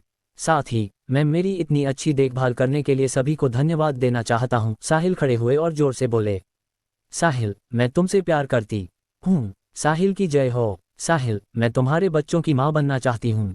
उद्धरण चिन्ह। कुछ महिला सहपाठी जो अधिक मिलनसार और शरारती थीं, जोर जोर से चीयर कर रही थीं। पुरुष सहपाठी भी साहिल की प्रशंसा कर रहे थे। साहिल उन सभी को गोल्डन लीफ होटल में डिनर करा रहे थे। वह साउथ रिवर प्रोविंस का एकमात्र 8 सितारा होटल था। उनमें से बहुतों ने वहां भोजन करने का सपना देखा था। सूत्रों के अनुसार वहां एक बार के भोजन की कीमत $10,000 से अधिक होगी, फिर भी साहिल वहां डिनर का आयोजन कर रहे थे। इस क्लास में 60 छात्र थे तो डिनर की लागत कितनी होगी? इसने मूल रूप से पुष्टि कर दी कि वह एक बहुत ही समृद्ध परिवार के बच्चे थे। केवल डीन ही अपने चेहरे पर काले भाव के साथ अपनी सीट पर अकेले बैठे थे। साहिल ने एवा पर एक नज़र डाली और देखा कि एवा के चेहरे पर कोई भाव नहीं था। जब उन्होंने देखा कि वह अभी भी गंभीरता से पढ़ रही है तो उन्हें बहुत राहत मिली। अध्याय 710। सुबह जल्दी बीत गई। क्लास के अधिकांश लोग शाम को होने वाली सभा का बेसब्री से इंतजार कर रहे थे। Golden leaf hotel, south river province का एकमात्र 8 सितारा होटल। यदि साहिल नहीं होते तो अनुमान लगाया गया था कि उनमें से कई अपने पूरे जीवन में वहां भोजन करने के पात्र नहीं होते। ट्रिंग ट्रिंग ट्रिंग, घंटी बजी। दोपहर के भोजन का समय हो गया था। लेक्चरर के जाने के बाद छात्र क्लास से बाहर निकले और कैफेटेरिया की ओर भागे। वे अपना खाना जल्दी लेना चाहते थे, अन्यथा यदि उन्हें पीछे लाइन में लगना पड़ा तो वे नहीं जानते थे कि उन्हें कितनी देर तक इंतजार करना पड़ेगा। हालांकि शाम को कोई उन्हें बड़े डिनर पर ले जा रहा था, फिर भी उन्हें दोपहर में तो खाना ही था, है ना। क्लास के सहपाठियों के चले जाने के बाद साहिल धीरे से उठे। उनके साथ एक ही डोर्म में रहने वाले 3 मस्कटियर्स भी जल्दी में नहीं थे और वे सभी साहिल का इंतजार कर रहे थे। क्लास में अभी भी कुछ छात्र थे जो दूसरों के साथ भीड़ नहीं लगाना चाहते थे और एवा उनमें से एक थी। वे चारों अभी क्लास से बाहर नहीं निकले थे। इस समय क्लास के दरवाजे पर 2 लोग दिखाई दिए। वे ऐसी महिलाएं थीं जो देवी के स्तर की थीं। वे 2 लोग अमीलिया और लूना थीं। लूना ये जानकर उत्साहित थीं कि साहिल स्कूल वापस आ गए हैं। शॉरोंग फैमिली हिडन फैमिलीज में केवल औसत थी और उनके परिवार में ऐसा कोई नहीं था जो हाफवे टू गॉड रैंक हो। सबसे शक्तिशाली व्यक्ति उनके दादा थे और वह केवल एक पीक ड्रैगन रैंकर थे। इसके अलावा उनकी पीढ़ी में कोई विशेष रूप से प्रतिभाशाली व्यक्ति नहीं था और वह काफ़ी छोटी थीं। यही कारण था कि वह सोमरलैंड में चोजन वंस के भव्य कार्यक्रम में नहीं गईं। हालांकि इसने उन्हें एक हिडन फैमिली के रूप में भव्य कार्यक्रम के बारे में जानकारी प्राप्त करने से नहीं रोका। साहिल नाम के 20 साल के एक युवक ने सोमरलैंड में अनगिनत चुने हुए लोगों को दबा दिया और युवा पीढ़ी के बीच नंबर 1 बन गए जिसे हर कोई पहचानता था। भले ही उन्होंने खिताब को अस्वीकार कर दिया, लेकिन हर किसी के दिल में साहिल अभी भी सोमरलैंड में युवा पीढ़ी के बीच नंबर 1 थे। उस लड़के का नाम साहिल था और वह भी अपने 20वें वर्ष में था। साउथ रिवर यूनिवर्सिटी की अपनी सहपाठी साहिल के अलावा वह किसी और के बारे में नहीं सोच सकती थी जो इस विवरण में फिट बैठता हो। पिछली बार कैपिटल सिटी में साहिल ने जो ऊर्जा दिखाई थी उसने उन्हें सोचने पर मजबूर कर दिया था कि वह बहुत शक्तिशाली थे, लेकिन उन्होंने कभी नहीं सोचा था कि वह इतने शक्तिशाली होंगे। वह डोमिनिक फैमिली के सबसे बड़े बेटे को मार सकते थे जो एक लेट स्टेज ड्रैगन रैंकर भी था। इसलिए उन्हें कम से कम एक पीक ड्रैगन रैंकर होना चाहिए। एक पीक ड्रैगन रैंकर। शॉरोंग फैमिली में नंबर 1 के रूप में लूना के दादा खुद केवल एक पीक ड्रैगन रैंकर थे। इसके अलावा साहिल अभी भी यूनिवर्सिटी में थे। वह अपने 20वें वर्ष में एक पीक ड्रैगन रैंकर थे, इसलिए प्रतिभाशाली शब्द उनके वर्णन के लिए पर्याप्त नहीं था। वह एक दानव थे। इसके अलावा लूना को कल रात अपने परिवार से एक संदेश मिला। न केवल साहिल सोमरलैंड पार्लियामेंट में एक एमपी थे, बल्कि वह सोमरलैंड की स्थिर करने वाली शक्ति ओल्ड मास्टर स्टेफानी के गुप्त शिष्य भी थे। अब वह डिसिप्लिन टीम के कैप्टन भी थे जिसका सोमरलैंड के सभी मार्शल आर्टिस्ट्स पर अधिकार था। इतने सारे खिताबों के साथ साहिल अपनी पीढ़ी के बहुत से लोगों से मीलों आगे थे। यहाँ तक कि पुरानी पीढ़ी के लोग भी स्थिति के मामले में उनसे तुलना नहीं कर सकते थे। सोमरलैंड में साहिल निश्चित रूप से एक बड़े हस्ती के स्तर पर थे। अब इस बड़े हस्ती पर अभी भी उनका एक एहसान बकाया था। ये कहना कोई अतिशयोक्ति नहीं है कि यदि साहिल ने अपनी वर्तमान पहचान के साथ कुछ कहा तो शॉरोंग फैमिली प्रारंभिक योजना को उलझ सकती है और एक नई व्यवस्था कर सकती है। बेशक उन्हें क्विन फैमिली के नए उत्तराधिकारी से शादी करने की आवश्यकता नहीं होगी। उन्हें आश्चर्य हुआ कि यदि उनके परिवार के सदस्यों को पता चला कि वह साहिल के साथ एक ही यूनिवर्सिटी में थीं और उन पर उनका एक एहसान भी था तो वे कैसी प्रतिक्रिया देंगे। जब उन्होंने इसके बारे में सोचा तो लूना अपने दिल में उत्साह को दबा नहीं सकी। इसलिए वह अपना चेहरा दिखाने के लिए दौड़ पड़ी और जब वह वहां थी तो वह साहिल को याद दिलाएंगी कि उन्हें उनके बारे में नहीं भूलना चाहिए। इस बीच अमीलिया ने एक गहन आंतरिक संघर्ष के बाद ही साहिल को खोजने का फैसला किया। शुरुआत में वह साहिल के रहस्य का पता लगाने वाली पहली व्यक्ति थीं। हालांकि वह थीं जो सबसे अधिक हाशिए पर थीं। उन्हें साहिल को देखे हुए 2 से 3 महीने हो गए थे, फिर भी साहिल ने उनसे संपर्क नहीं किया था। इसके अलावा उन्होंने उनके बारे में पूछा तक नहीं था। अध्याय 711। इसने उसे एक असफलता जैसा महसूस कराया। क्या वह वास्तव में इतनी बुरी थी, या साहिल उससे घृणा करता था क्योंकि वह अमीर परिवारों के अलग अलग बच्चों के साथ घूमती थी। हालांकि उसने किसी को नहीं चुना और वह अभी भी पवित्र थी। उसने अभी तक पहला किस भी नहीं किया था। पिछली बार वह ये सब साहिल को देना चाहती थी ताकि साहिल को पता चल सके कि वह इतनी आसान नहीं थी। दुर्भाग्य से साहिल आखिरी मिनट में बच निकला। तब से दोनों के बीच का रिश्ता और दूर हो गया था। यदि उसे पता होता तो वह अपना संयम छोड़ देती और सीधे साहिल पर झपट पड़ती। अगर दोनों के बीच कुछ होता और वह साहिल को बता देती कि यह उसका पहली बार था तो वे एक दूसरे से इतने अपरिचित नहीं होते जितने कि वे अभी थे। इसके बारे में लंबे समय तक सोचने के बाद अमीलिया ने आकर देखने का फैसला किया। वह नहीं जानती थी कि साहिल इस बार वापस आने पर कितने समय तक रुकेगा। उन सभी को अगले सेमेस्टर में इंटर्नशिप शुरू करनी थी और तब तक उसके लिए उसे ढूंढना और भी कठिन होगा। यदि उसने अवसर का लाभ नहीं उठाया तो भविष्य में दोनों केवल एक दूसरे के पास से गुजर सकते थे।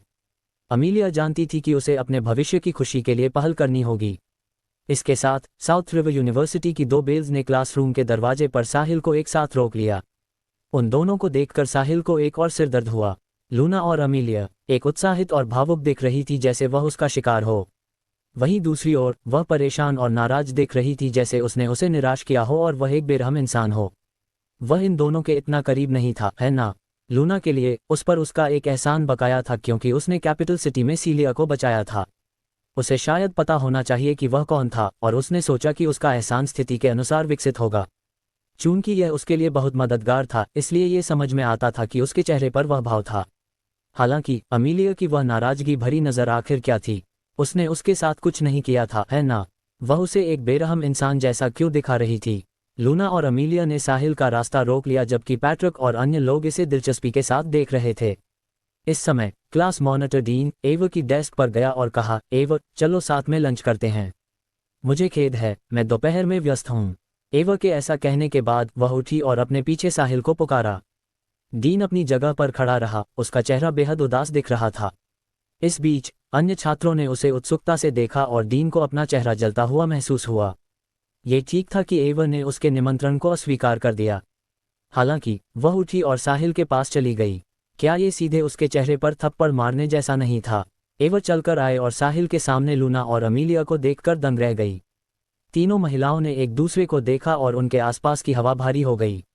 क्लास के अन्य छात्रों की आंखें फटी रह गईं और उनके मुंह खुले रह गए। उनके जबड़े लगभग फर्श पर गिर रहे थे। एसआरयू की 3 कैंपस बेल्स एक आदमी की वजह से इकट्ठा हो रही थीं। ये बहुत बड़ी खबर थी। बहुत से छात्रों ने गुपचुप तरीके से तस्वीरें लेने के लिए अपने फ़ोन निकालने शुरू कर दिए। पैट्रिक और उसकी टोली शकल छोड़कर एक तरफ खड़े होकर इस दृश्य को देखने लगे। वे इस स्थिति में मदद करने के लिए कुछ नहीं कर सकते थे। यदि साहिल 3 आदमियों से घिरा होता तो वे मदद के लिए दौड़ पड़ते। हालांकि चूंकि वह 3 देवियों से घिरा था, वे केवल देख सकते थे। वे झूठ बोलेंगे अगर उन्होंने कहा कि उन्हें जलन नहीं हुई। हालांकि वे साहिल के लिए खुशी महसूस कर रहे थे। उन्हें उम्मीद नहीं थी कि सारा द्वारा उसे छोड़ दिए जाने के ठीक बाद साहिल का नया रिश्ता होगा। अध्याय 712। साहिल साउथ रिवर यूनिवर्सिटी की 3 कैंपस बेल्स के बीच खड़ा था और थोड़ा भ्रमित महसूस कर रहा था। एवर यहाँ क्या कर रही है? इन 3 अपरिचित महिला सहपाठियों ने एक ही समय में मुझे ढूंढने का फैसला किया। लेडीज, क्या आप सब मुझे ढूंढ रही हैं? साहिल ने सन्नाटा तोड़ते हुए पूछा। हाँ, तीनों ने एक साथ उत्तर दिया। तो हम चेक करने के लिए कोई जगह ढूंढें। तुम्हें पहले उनसे बात करनी चाहिए। जब तुम्हारे पास समय होगा तब मैं तुम्हें ढूंढ लूंगी, एवर ने कहा और चली गई। तुम दोनों के बारे में क्या तुम भी आ रही हो? साहिल ने पूछा। रहने दो, जब तुम्हारे पास समय होगा तब मैं वापस आऊंगी, अमीलिया ने सोचने के बाद कहा। यदि वह अभी यहाँ रुकती तो उसे नहीं पता होता कि साहिल से क्या कहना है। इसके अलावा यहाँ बहुत सारे लोग थे। ये कहने के बाद अमीलिया भी मुड़ी और चली गई। अंत में केवल लूना ही बची रही। लूना, मैं तुम्हारी क्या मदद कर सकता हूँ? साहिल, चलो चैट करने के लिए कोई जगह ढूंढते हैं। ठीक है। दोनों को कैंपस में एक शांत जगह मिली। अब लंच का समय था इसलिए कैंपस में बहुत अधिक लोग नहीं थे। अब तुम मुझे बता सकती हो, लूना, साहिल ने कहा। साहिल, क्या तुम्हें याद है पिछली बार जब तुम कैपिटल सिटी में थे? लूना ने पूछा। चिंता मत करो, मैं उसे नहीं भूलूंगा। मुझ पर तुम्हारा एक एहसान बकाया है क्योंकि तुमने सीलिया को बचाया था। क्यों? क्या तुम इसे अभी इस्तेमाल करना चाहती हो? अच्छा है कि तुम नहीं भूले। मैं फ़िलहाल इसका इस्तेमाल नहीं करूंगी, लेकिन मैं तुम्हारा नाम उधार लेना चाहती हूँ। क्या तुम एहसान का उपयोग करने के बजाय मेरे नाम पर कुछ करने जा रही हो? साहिल ने पूछा। जैसे ही उसने ये सुना, वह जान गया कि लूना के मन में क्या था। यदि वह सभी को ये बताना चाहती थी कि मुझ पर उसका एक एहसान बकाया है, तो यह उसकी वर्तमान पहचान के साथ बहुत से लोगों को रोक देगा। इस तरह साहिल उसकी मदद कर रहा होगा, लेकिन साथ ही वह उस एहसान का उपयोग नहीं करेगी जो साहिल पर उसका बकाया था। उसने इसकी अद्भुत योजना बनाई थी। हाँ, तुम अब एक बड़ी हस्ती हो और तुम्हारा एक एहसान अनमोल है, साथ ही यह भविष्य में और अधिक मूल्यवान होता जाएगा। मैं मूर्ख नहीं हूँ, लूना ने उदारतापूर्वक स्वीकार किया। लूना, अगर तुम्हें किसी भी चीज़ की ज़रूरत है तो तुम मुझे सीधे बता सकती हो। जब तक यह मेरे सिद्धांतों का उल्लंघन नहीं करता, मैं इसे संभालने में मदद करूंगा। मामला खत्म होने के बाद हम एक दूसरे पर कोई और एहसान नहीं रखेंगे। साहिल लूना को ऐसा करने का मौका नहीं देना चाहता था। उसे जल्द से जल्द इस एहसान को चुकाना था और वह किसी ऐसे व्यक्ति के साथ कुछ भी संबंध नहीं रखना चाहता था जो उसके जैसी चालाक थी। नहीं, जो मैं अभी करना चाहती हूँ उसे पूरा करने के लिए तुम्हारे एहसान का उपयोग करना बहुत अधिक होगा। मुझे बस किसी चीज़ के लिए तुम्हारे नाम का उपयोग करने की ज़रूरत है। क्या होगा अगर मैं मना कर दूं? साहिल, मैं जानती हूँ कि तुम मुझसे नफरत करते हो क्योंकि मेरा इरादा शुरू से ही तुम्हारा इस्तेमाल करने का था, लूना ने गहरी आवाज़ में कहा। अच्छा है कि तुम जानती हो, इसलिए बेहतर होगा कि तुम जल्द से जल्द एहसान का उपयोग कर लो ताकि हम एक दूसरे के प्रति कुछ भी कर्जदार न रहें, साहिल ने उत्तर दिया। उसे वास्तव में इस तरह की महिला पसंद नहीं थी जो बहुत चालाक थी। इससे कोई फर्क नहीं पड़ता था कि वह कितनी सुंदर थी। लरेन आश्चर्यजनक थी, है ना? वह एक बेमिसाल महिला थी जिसने पूरे युग को चकित कर दिया था। हालांकि वह उसे भी पसंद नहीं करता था। वह उसे नहीं चाहता था भले ही वह उससे शादी करने के लिए पैसे दे। ऐसा नहीं था कि उसकी इच्छाशक्ति मजबूत थी, बल्कि वह इन महिलाओं को अपने दिल की गहराई से पसंद नहीं करता था। साहिल, मेरे पास कोई विकल्प नहीं है। मेरी एक छोटी बहन है जो मुझसे अधिक प्रतिभाशाली है, इसलिए मेरा उपयोग केवल परिवार द्वारा दूसरों के साथ विवाह की व्यवस्था करने के लिए किया जा सकता है। हालांकि मैं इस भाग्य को स्वीकार करने के लिए तैयार नहीं हूँ। मुझे स्वतंत्रता चाहिए और मुझे अपना जीवन चाहिए, इसलिए मुझे वापस लड़ने के तरीकों के बारे में सोचना होगा। इस पूरे समय मुझे कोई और रास्ता नहीं मिल सका। जब तुम सामने आए तो मुझे अंततः आशा की एक किरण दिखाई दी, इसलिए मुझे खेद है, लूना ने धीमी आवाज में सिसकते हुए कहा। अध्याय 713। पिछली बार जब वह कैपिटल सिटी में थी, वह जानती थी कि साहिल ने उसके असली इरादों को खोज लिया था। उस समय उसने ज्यादा परवाह नहीं की थी। जब तक साहिल पर उसका एक एहसान बकाया था, वह परिवार द्वारा उसके लिए तय किए गए विवाह से छुटकारा पाने के लिए इस एहसान का उपयोग करेगी। हालांकि जैसे जैसे साहिल ने अपनी ताकत और स्थिति का अधिक से अधिक प्रदर्शन किया, उसने अपनी मूल योजना बदल दी। वह साहिल के एहसान का इतनी तुच्छता से उपयोग नहीं कर सकती थी। अब सभी हिडन फैमिलीज फिर से क्यों उभर रही थीं? यह आने वाली तबाही से निपटने के लिए अधिक संसाधन प्राप्त करने और खुद को मजबूत करने के अलावा और कुछ नहीं था। वह न केवल अपने परिवार से अपनी शादी तुड़वाने के लिए साहिल के नाम का उपयोग करना चाहती थी, बल्कि वह वेंडी को बाहर निकालकर शॉरोंग फैमिली की पहली उत्तराधिकारी भी बनना चाहती थी। ये सब इसलिए था क्योंकि उसके पास साहिल के एहसान के रूप में एक तुरुप का पत्ता था।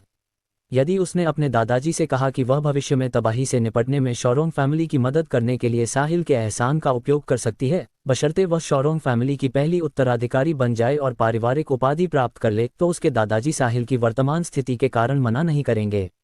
ऐसा इसलिए था क्योंकि उसका परिवार बहुत कमजोर था और उन्हें साहिल जैसे समर्थक की आवश्यकता थी।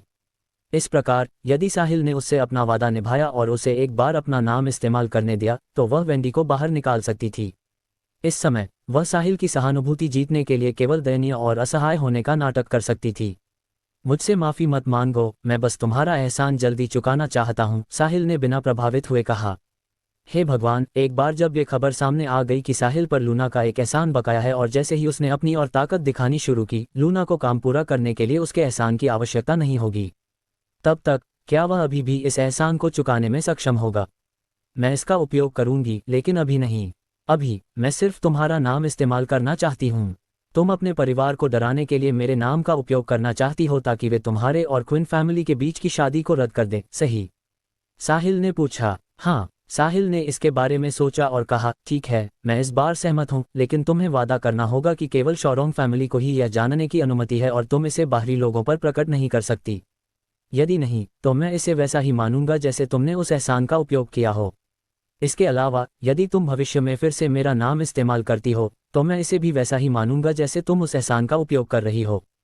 ठीक है, यह एक डील है, लूना ने उत्साह से कहा। बहुत बढ़िया, साहिल ने हाँ कह दिया। वह उस एहसान का उपयोग किए बिना वेंडी को बाहर नहीं निकाल सकती थी और खुद को शॉरोंग फैमिली की पहली उत्तराधिकारी नहीं बना सकती थी। अभी लूना घर जाना चाहती थी और उन्हें बताना चाहती थी कि साहिल उसके साथ एक ही यूनिवर्सिटी में था और साहिल पर उसका एक एहसान भी बकाया था। वह वेंडी सहित उन लोगों के चौंकने वाले भाव देखना चाहती थी। मैंने कहा कि मैं तुम्हें एक बहुत बड़ा उपहार दूंगी, लेकिन मुझे आशा है कि तुम इसे संभाल सकते हो। लूना के साथ अपना काम खत्म करने के बाद साहिल अपने 3 रूममेट से मिला और लंच के लिए चला गया। इस समय SRU की 3 कैंपस बेल्स द्वारा एक आदमी को घेरने की खबर कैंपस में फैल चुकी थी। यूनिवर्सिटी के इंस्टाग्राम और चैट ग्रुप में एक फोटो पागलों की तरह शेयर की जा रही थी। इसके पीछे कारण ये था कि फोटो को बहुत परफेक्ट तरीके से कैप्चर किया गया था। लूना और अमीलिया साहिल के सामने खड़ी थी जबकि एवा उसके पीछे थी। इस बीच साहिल अपने चेहरे पर बेबसी के भाव के साथ तीनों कैंपस बेल्स के बीच में खड़ा था। इसने कैंपस के अनगिनत लड़कों को ईर्ष्यालु, जलनखोर और नफरत से भर दिया। 3 कैंपस बेल्स एक आदमी के लिए लड़ रही थीं। साहिल स्कूल वापस आए अभी आधा दिन ही हुआ था और एक बार फिर वह यूनिवर्सिटी में एक महान हस्ती बन गया था। अध्याय 714। साहिल से जुड़ी किंवदंती साउथ रिवर यूनिवर्सिटी में घूम रही थी और कई नए छात्र उसके कारनामों के बारे में जानने के लिए उत्सुक थे। सभी नए छात्र यह जानकर चकित थे कि वह मूल रूप से एक बेहद अमीर परिवार से था, लेकिन हर दिन एक गरीब डिलीवरी बॉय होने का नाटक करता था क्योंकि वह सच्चा प्यार पाना चाहता था। फिर अपनी प्रेमिका द्वारा धोखा दिए जाने के बाद उसने एक सुपर रिच बच्चे के रूप में अपनी स्थिति पुनः प्राप्त कर ली। वह कहानी जो केवल नाटकों में होती है वह अब वास्तविक जीवन में घटित हो रही थी। धोखा मिलने के बाद गरीब लड़का राजकुमार बन गया। क्या इससे ज्यादा नाटकीय कुछ हो सकता था? साहिल के कारनामे वास्तव में कई पुरुष छात्रों के बीच लोकप्रिय हुए क्योंकि उनमें से बहुत से लोग उसी स्थिति से गुजरे थे। यूनिवर्सिटी जाने के बाद लड़कियों का सामना बहुत सी चीजों से होता था और वे लग्जरी कारों और ब्रांड नाम वाले बैगों के लालच का विरोध नहीं कर पाती थीं। इसलिए उनमें से बहुत सी अंततः अपने गरीब बॉयफ्रेंड्स को छोड़ देती थीं। हालांकि हर छोड़ा गया लड़का साहिल की तरह नहीं बदल सकता था। वे सुपर रिच के बच्चे नहीं बन सकते थे जिनसे अनगिनत लोग ईर्ष्या करते हों और 3 कैंपस बेल से घिर सकें। साहिल को छोड़कर अपनी गर्लफ्रेंड्स द्वारा छोड़े गए अन्य सभी लड़के केवल गुपचुप तरीके से दुखी हो सकते थे, प्रार्थना करते हुए कि उनकी गर्लफ्रेंड्स अपना मन बदल लें। कुछ लड़कियां जो अपने बॉयफ्रेंड्स के साथ ब्रेकअप करने वाली थीं, उन्होंने चुपके से अपने बॉयफ्रेंड्स की पृष्ठभूमि की जांच शुरू कर दी ताकि ये देखा जा सके कि क्या वे साहिल जैसे व्यक्ति से मिलेंगी जो एक गरीब होने का नाटक करने वाला सुपर रिच बच्चा है। हालांकि परिणाम अक्सर यह होता था कि जितना अधिक उन्हें पता चलता वे उतनी ही निराश होतीं। अंततः वे छोड़ने के लिए और भी दृढ़ हो जातीं। बेशक हर कोई जिसके बारे में अधिक चिंतित था वह साहिल की पूर्व प्रेमिका और उस व्यक्ति का भाग्य था जिसके साथ उसने साहिल को धोखा दिया था। लियो का परिवार दिवालिया हो गया और वह खुद जेल चला गया। दूसरी ओर सारा डिप्रेशन का शिकार हो गई और अपनी पढ़ाई पूरी करने से पहले ही उसने स्कूल छोड़ दिया। उन दोनों का अंत कैसे हुआ ये जानने के बाद हर कोई इसे सुखद मान सकता था। साहिल ने भी अपनी क्लास के चैट ग्रुप में ये अफवाहें घूमती देखी, लेकिन उसने उन्हें गंभीरता से नहीं लिया। वह उन्हें जबरन रोक सकता था क्योंकि उन्हें इसके बारे में बात करने का कोई अधिकार नहीं था। फिर भी हालांकि वह इसे रोक सकता था, उसे इसकी आवश्यकता नहीं थी। उन्हें अभिव्यक्ति की स्वतंत्रता थी। इसके अलावा अपनी वर्तमान स्थिति के साथ इन अप्रासंगिक चीजों की परवाह करना बहुत थका देने वाला था। दोपहर की क्लास धीरे धीरे बीतती गई क्योंकि हर कोई शाम का इंतजार कर रहा था। जब आखिरी क्लास की घंटी बजी तो साहिल खड़ा हो गया और लेक्चरर के जाने के बाद कहा, सब लोग, पिछले 3 वर्षों में आपकी देखभाल के लिए धन्यवाद देने के लिए आपके अनुरोध पर मैं आज रात आप सभी को डिनर कराऊंगा। सब लोग कृपया गोल्डन लीफ होटल चलें। अभी 5:30 बजे हैं और हम 7 बजे गोल्डन लीफ होटल में इकट्ठा होंगे। साहिल की जय हो। साहिल, मैं तुमसे प्यार करती हूँ। जैसे ही साहिल ने बोलना समाप्त किया, पूरी क्लास खुशी से झूम उठी। सबके उत्साह के बाद साहिल ने कहा, क्लास में हर किसी का स्वागत है। मुझे आशा है कि आप सभी उपस्थित हो सकते हैं। आखिरकार हम पूरे देश से यहाँ इकट्ठा हुए हैं और एक ही क्लास में होना आसान नहीं है। मेरा मानना है कि चाहे वह 10 साल में हो या 20 साल में, विश्वविद्यालय जीवन के ये 4 साल एक शानदार समय होंगे जिन्हें हम कभी नहीं भूलेंगे। क्लास से बाहर निकलने के बाद साहिल सीधे साउथ रिवर इंटरनेशनल रेजिडेंस चला गया। साथ ही उसने अपनी आंसाली को फ़ोन किया और उनसे खाने की कुछ मेजें तैयार करने को कहा क्योंकि वह अपने सहपाठियों को डिनर करा रहा था। पैट्रिक और उसकी टोली नहाने और कपड़े बदलने के लिए अपने डोर्म में वापस चले गए। साहिल ने उनसे क्लास को व्यवस्थित करने और हाथ मुंह धोने के बाद साथ में गोल्डन लीफ होटल जाने को कहा था। करीब 6:30 बजे साहिल गोल्डन लीफ होटल पहुंचा। साली और डायना पहले से ही होटल में उसका इंतजार कर रही थीं। साहिल ने अपनी आंट साली और आंट डायना से बातचीत की। उसने पहले ही लॉबी मैनेजर को बता दिया था कि अगर कोई उसे ढूंढते हुए आए तो उसे सीधे तैयार किए गए निजी कमरे में ले जाना चाहिए। पैट्रिक को अपने सहपाठियों को लाने में ज़्यादा समय नहीं लगा। क्लास में लगभग 60 लोग थे और सभी उपस्थित थे। आखिरकार उन्हें 8 सितारा होटल में भोजन करने के बहुत अधिक अवसर नहीं मिलते थे। यदि उन्होंने यह मौका गंवा दिया तो भविष्य में उनके पास फिर कभी ऐसा अवसर नहीं होगा। यहाँ तक कि डीन, जो आंतरिक रूप से हमेशा साहिल से नाराज रहता था, लालच का विरोध नहीं कर सका और अंत में उनके पीछे पीछे आ गया। डीन के परिवार की स्थिति को केवल औसत माना जा सकता था। हालांकि उन्हें एक बहुत अमीर परिवार माना जाता था, लेकिन ये पहली बार था जब उसने 8 सितारा होटल में प्रवेश किया था जो कि बेहद महंगा था। गोल्डन लीफ होटल की लॉबी में प्रवेश करने के बाद हर कोई वहां की भव्यता देखकर हैरान रह गया। हॉल के ऊपर लटका हुआ विशाल भव्य झूमर करोड़ों का था। समूह में 50 से अधिक लोग थे। पैट्रिक और अमीर परिवारों के कुछ सहपाठियों को छोड़कर जो पहले यहाँ आए थे, बाकी सभी लोग किसी ग्रामीण की तरह उत्सुकता से इधर उधर देख रहे थे जो पहली बार शहर में प्रवेश कर रहा हो। साधारण कपड़े पहने बहुत से लोग अचानक गोल्डन लीफ होटल में घुस आए और उत्सुकता से इधर उधर देखने लगे, जिसने स्वाभाविक रूप से कुछ मेहमानों की अवमानना को आकर्षित किया। अध्याय 715। पैट्रिक, तुम यहाँ पहले खाना खाने आए हो? ये वास्तव में कितना महंगा है? पैट्रिक के बगल में बैठे एक सहपाठी ने पूछा। मैं यहाँ बहुत कम बार आया हूँ। यहाँ आने के लिए प्रति व्यक्ति न्यूनतम लागत $10,000 से अधिक होनी चाहिए, पैट्रिक ने उत्तर दिया। प्रति व्यक्ति लागत 10,000 से अधिक? ये बहुत महंगा है। तो क्या इसका मतलब यह है कि हम में से 50 से 60 लोगों के लिए 500 या 600 हज़ार का खर्च आएगा? इसने सबको डरा दिया। प्रति व्यक्ति न्यूनतम लागत 10,000 से अधिक होने का मतलब था कि पूरी क्लास के 50 या 60 लोगों की न्यूनतम खपत 500 से 600 हज़ार होगी। इन सहपाठियों में अभी भी बहुत से छात्र ऐसे थे जिनके परिवार की स्थिति बहुत अच्छी नहीं थी। उनका मासिक जीवन खर्च $1 से $2,000 के बीच था। 10,000 की न्यूनतम खपत उनके 1 साल के जीवन खर्च के लिए काफ़ी थी। अमीरों का जीवन बहुत विलासी होता है। क्या साहिल वाकई हम पर इतना पैसा खर्च करने को तैयार है? बहुत से लोग इस भोजन को छोड़ने का विचार करने लगे, खासकर जब से उन्होंने अभी तक साहिल को नहीं देखा था। क्या वह उन्हें धोखा दे सकता था? यदि अंत में उन्हें इस भोजन के लिए पैसे साझा करने पड़े तो वे इसे बिल्कुल भी वहन नहीं कर पाएंगे। ये केवल न्यूनतम मानक है। जो लोग यहाँ आने का खर्च वहन कर सकते हैं, उनके लिए इस न्यूनतम राशि का उपभोग करना असंभव है। मुझे लगता है कि चूंकि हमारे साथ इतने सारे लोग हैं, इसलिए हम लाखों डॉलर या उससे भी अधिक खर्च कर सकते हैं, पैट्रिक ने कहा। लाखों? पैट्रिक की बातों ने एक बार फिर साधारण परिवारों के कई छात्रों के दिल को बेचैन कर दिया। वे वास्तव में अब ये भोजन नहीं करना चाहते थे। उनकी राय में कोई भी उन्हें भोजन कराने के लिए लगभग $10 लाख खर्च नहीं करेगा। पैसे खर्च करने का ये सही तरीका नहीं था, भले ही किसी के पास पैसा हो, है ना? क्या घर या कार खरीदना बेहतर नहीं था? वे बर्बाद हो जाएंगे अगर उनसे बाद में बिल भरने को कहा गया। भले ही वे पैसे साझा करें, फिर भी हर किसी को $20,000 देने होंगे। साहिल कहाँ है? वह यहाँ क्यों नहीं है? किसी ने फिर पूछा। हाँ, साहिल यहाँ क्यों नहीं है? समूह आपस में चर्चा करने लगा। ऐसा लग रहा था कि पैट्रिक से कीमत सुनने के बाद उनमें से बहुतों को लगा कि साहिल ने उन्हें धोखा दिया होगा। ये पहली बार था जब वह उन्हें भोजन करा रहा था और वह लाखों खर्च करने वाला था। भले ही वह एक अमीर परिवार से था, लेकिन काम करने का ये तरीका नहीं था। पैट्रिक भी साहिल को ढूंढ रहा था। साहिल ने उससे केवल छात्रों को व्यवस्थित करने और उन्हें लाने के लिए कहा था।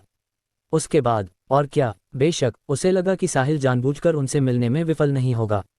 ऐसा इसलिए था क्योंकि उसने साहिल की क्षमता देखी थी। यदि पिछले सेमेस्टर में साहिल नहीं होता तो उसका काम तमाम हो गया होता। जो हुआ उसके बाद वह 6 कैम्डन को देखने गया। वह रिवर सिटी की अंडरवर्ल्ड की बड़ी हस्ती था।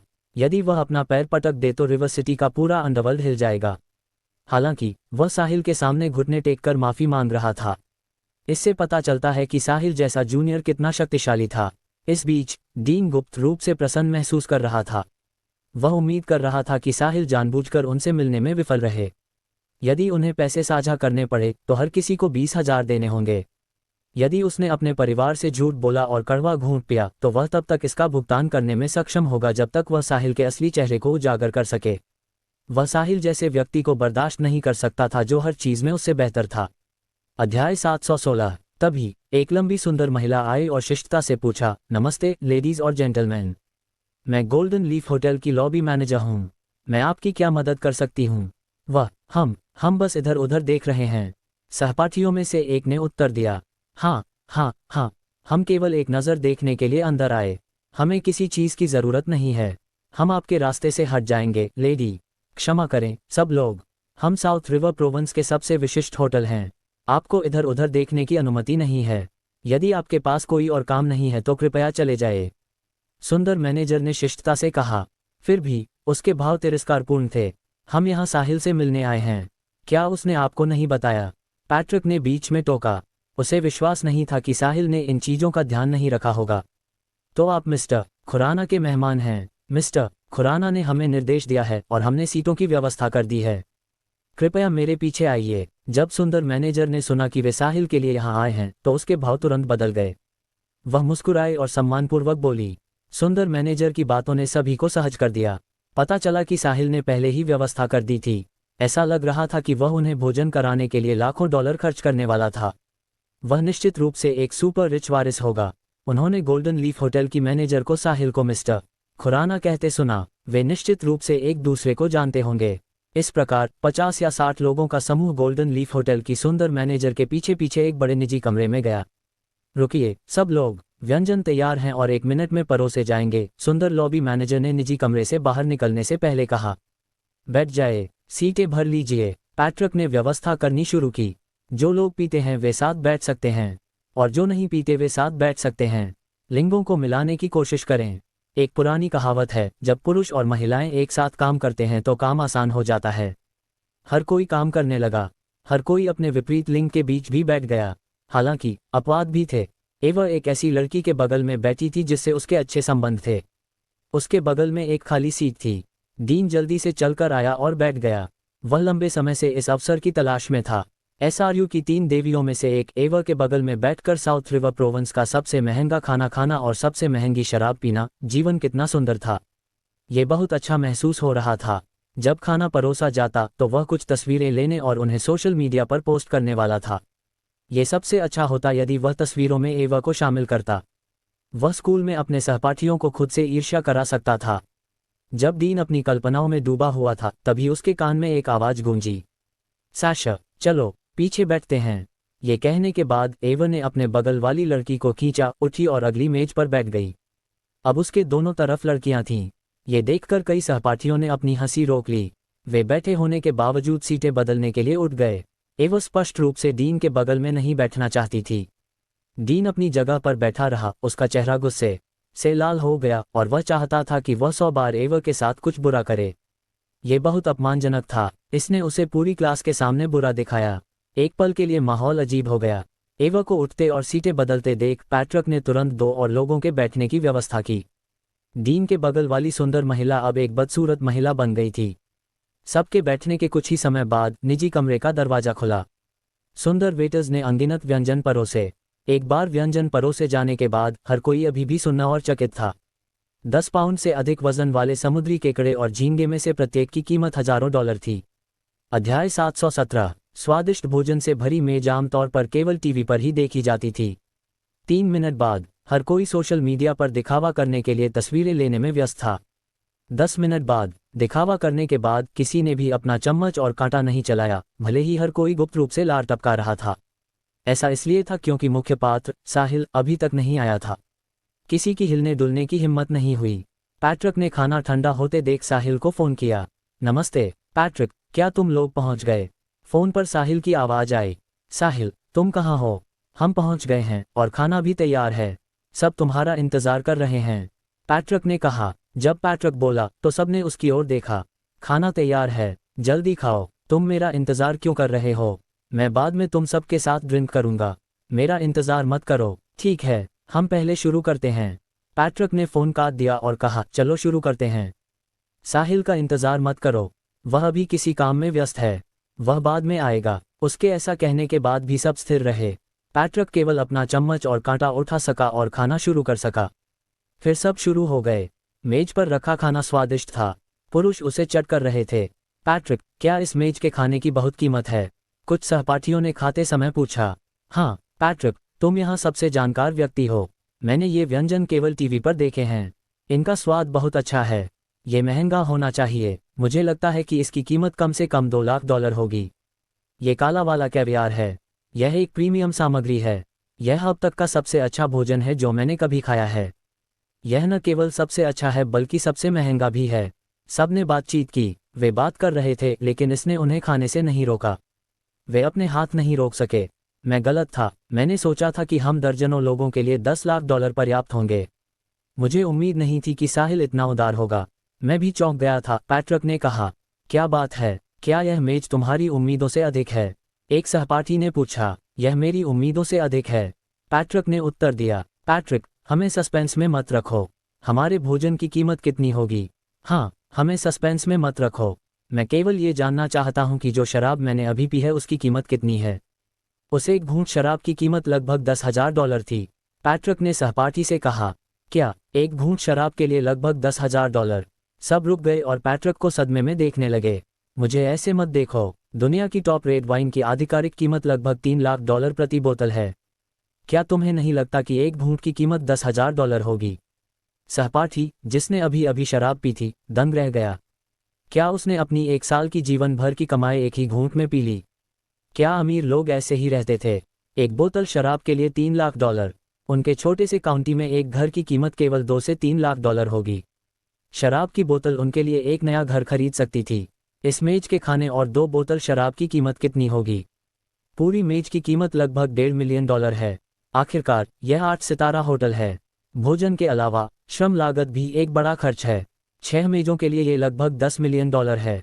$10 मिलियन। उपस्थित सभी लोग सुन्न रह गए। अध्याय 718। वहां मौजूद हर कोई यह जानकर दुखी था कि भोजन की एक मेज की कीमत $1.5 मिलियन थी। ये वास्तव में स्वादिष्ट था और वे अपनी जीभ तक निगल जाना चाहते थे। हालांकि प्रति व्यक्ति औसतन $1,50,000 की लागत के विचार ने उन्हें परेशान कर दिया। यदि उन्हें भोजन और $1,50,000 के बीच चुनाव करना होता तो वे $1,50,000 चुनते। जो लोग अमीर परिवारों से नहीं आए थे, उन्होंने सोचा कि वे $1,50,000 के साथ बहुत कुछ कर सकते हैं। यह उनके पारिवारिक आय के कई वर्षों के बराबर था। बेशक ये किसी और की ओर से दावत थी और उनके पास कोई विकल्प नहीं था, इसलिए वे केवल उतना ही खा सकते थे जितना वे चाहते थे। हर अतिरिक्त निवाला एक लाभ था। शुरुआत में बहुत से लोगों ने शराब नहीं पी थी। हालांकि ये सुनने के बाद कि शराब की एक बोतल की कीमत $3 लाख है, कई लड़कियों ने कुछ पीने के लिए छीना झपटी की। आखिरकार ये अवसर थे। कुछ और घूंट पीकर उनके पास भविष्य में डींग मारने के लिए कुछ होगा। वे ऐसे व्यक्ति होंगे जिन्होंने $3 लाख की प्रीमियम शराब पी होगी। आधे घंटे बाद अब कोई और नहीं खा सका। मेज पर अभी भी बहुत सारा खाना बचा था। प्रति मेज $1.5 मिलियन की लागत वाले भोजन के हिस्से बहुत बड़े थे। हालांकि किसी ने मेज नहीं छोड़ी। यह एक दुर्लभ अवसर था और यदि उन्होंने आराम किया और वॉशरूम गए तो वे और अधिक खाने में सक्षम हो सकते थे। तभी निजी कमरे का दरवाजा खुला। साहिल बाहर से अंदर आया। सब लोग स्वेच्छा से खड़े हो गए। डिनर के बाद वे उसके ऋणी थे। साहिल ने अपने सहपाठियों को डिनर कराने के लिए इतना पैसा खर्च किया था। जिन छात्रों की पहले साहिल के बारे में कुछ राय थी, वे भी अब उसके प्रति प्रशंसा से भरे हुए थे। उसने पूरी क्लास को $10 मिलियन का भोजन कराया था। वे चाहे कितने भी अमीर क्यों न हो, उन्हें नहीं लगता था कि वे ऐसा कर सकते हैं। वे अधिक से अधिक केवल कुछ करीबी दोस्तों को भोजन कराते। हालांकि साहिल को इसकी बिल्कुल भी परवाह नहीं थी। चाहे उनके रिश्ते कितने भी करीबी या खराब क्यों न हो, उसने सबके साथ समान व्यवहार किया। ऐसी उदारता के साथ इसमें कोई आश्चर्य नहीं कि वह अमीर था। क्या सब लोग भोजन से संतुष्ट हैं? आपको जिस भी चीज़ की ज़रूरत हो आप ऑर्डर कर सकते हैं। संकोच मत कीजिए, चूंकि आप बाहर आए हैं, आनंद लीजिए, साहिल ने निजी कमरे में प्रवेश करने के बाद कहा। हाँ, मैं बहुत संतुष्ट हूँ। साहिल, तुम्हारा बहुत बहुत धन्यवाद। यह अब तक का सबसे अच्छा भोजन है जो मैंने खाया है। हाँ, हम भी संतुष्ट हैं। मुझे उम्मीद नहीं थी कि दुनिया में इतना स्वादिष्ट खाना भी है। ये वास्तव में आंखें खोलने वाला है। सबने साहिल की प्रशंसा की। चलो, ऐसे शानदार दिन के लिए साहिल की उदारता के लिए एक टोस्ट देते हैं। डीन ने कुछ शराब डालने के लिए शराब की बोतल उठाई, लेकिन वह खाली थी। प्रति मेज 10 लोग थे और प्रत्येक में 2 बोतल शराब थी और गिलास इतने बड़े थे कि सबके गिलास भरने के बाद शायद ही कुछ बचा हो। क्लास में 50 से अधिक छात्र थे। उनमें से 2/3 शुरू में शराब नहीं पीना चाहते थे। हालांकि ये सुनने के बाद कि शराब की कीमत $3 लाख है, वे इसे आजमाना चाहते थे। यहाँ तक कि एवर ने भी कुछ चखा। उसे भी आश्चर्य हुआ कि महंगी शराब का स्वाद कैसा होता है। डीन थोड़ा उदास था। उसने सोचा कि वह खुद को अच्छा दिखाने के लिए इसका इस्तेमाल कर सकता है। उसके पास थोड़ा और पीने का बहाना भी हो सकता था। ऐसा इसलिए था क्योंकि शराब बहुत अच्छी थी। इसकी कीमत $3 लाख प्रति बोतल थी। ऐसा मौका कभी कभी ही आता है। हालांकि उन्होंने इसे खत्म कर दिया था। उसने बोतल पर नज़र रखी। उसने अभी जो देखा था उसके अनुसार थोड़ा सा बचा होना चाहिए था। हालांकि बोतल अब खाली थी। उन्होंने इसे वास्तव में कब खाली किया? डीन हैरान था। क्या ये तब था जब वह पहले वॉशरूम गया था? जरूर ऐसा ही होगा। बिना किसी कारण के शराब गायब होने का कोई रास्ता नहीं था। अध्याय 719। वह उसे पूरे समय देख रहा था। लानत है, किसी और ने मुझसे पहले उन $20 या $30,000 की शराब पी ली। क्यों न हम शराब की जगह चाय पी लें? डीन ने अजीब तरह से पूछा। साहिल ने देखा कि सबके गिलास खाली थे और बोतलें खुली हुई थीं। ये जानते हुए कि उन्होंने शराब खत्म कर दी है, उसने दीवार पर लगे कॉल बेल को दबाया। चाय से काम नहीं चलेगा। क्या ये पहली बार नहीं है जब हम 3 साल में एक साथ इकट्ठा हुए हैं? और इतने सारे लोगों का मौजूद होना आसान नहीं है। कुछ और पियो, साहिल ने कहा। नहीं, धन्यवाद, साहिल, तुमने बहुत पैसा खर्च किया है। अगर तुम और ऑर्डर करोगे तो हमें बुरा लगेगा। पैसा आता जाता रहता है। सबसे महत्वपूर्ण बात यह है कि हर कोई अपने भोजन का आनंद ले। चूंकि मैं तुम्हें दावत दे रहा हूँ, क्या मेरा अपमान नहीं होगा अगर हर किसी का समय अच्छा न बीते? आज यह मुझ पर निर्भर है। अब बैठ जाओ। साहिल के ऐसा कहने के बाद सब बिना किसी आपत्ति के बैठ गए। जल्द ही निजी कमरे का दरवाजा फिर से खुला। सुंदर लॉबी मैनेजर अंदर आए। मिस्टर खुराना, मैं आपकी क्या सेवा कर सकती हूँ? सुंदर मैनेजर ने सम्मानपूर्वक कहा।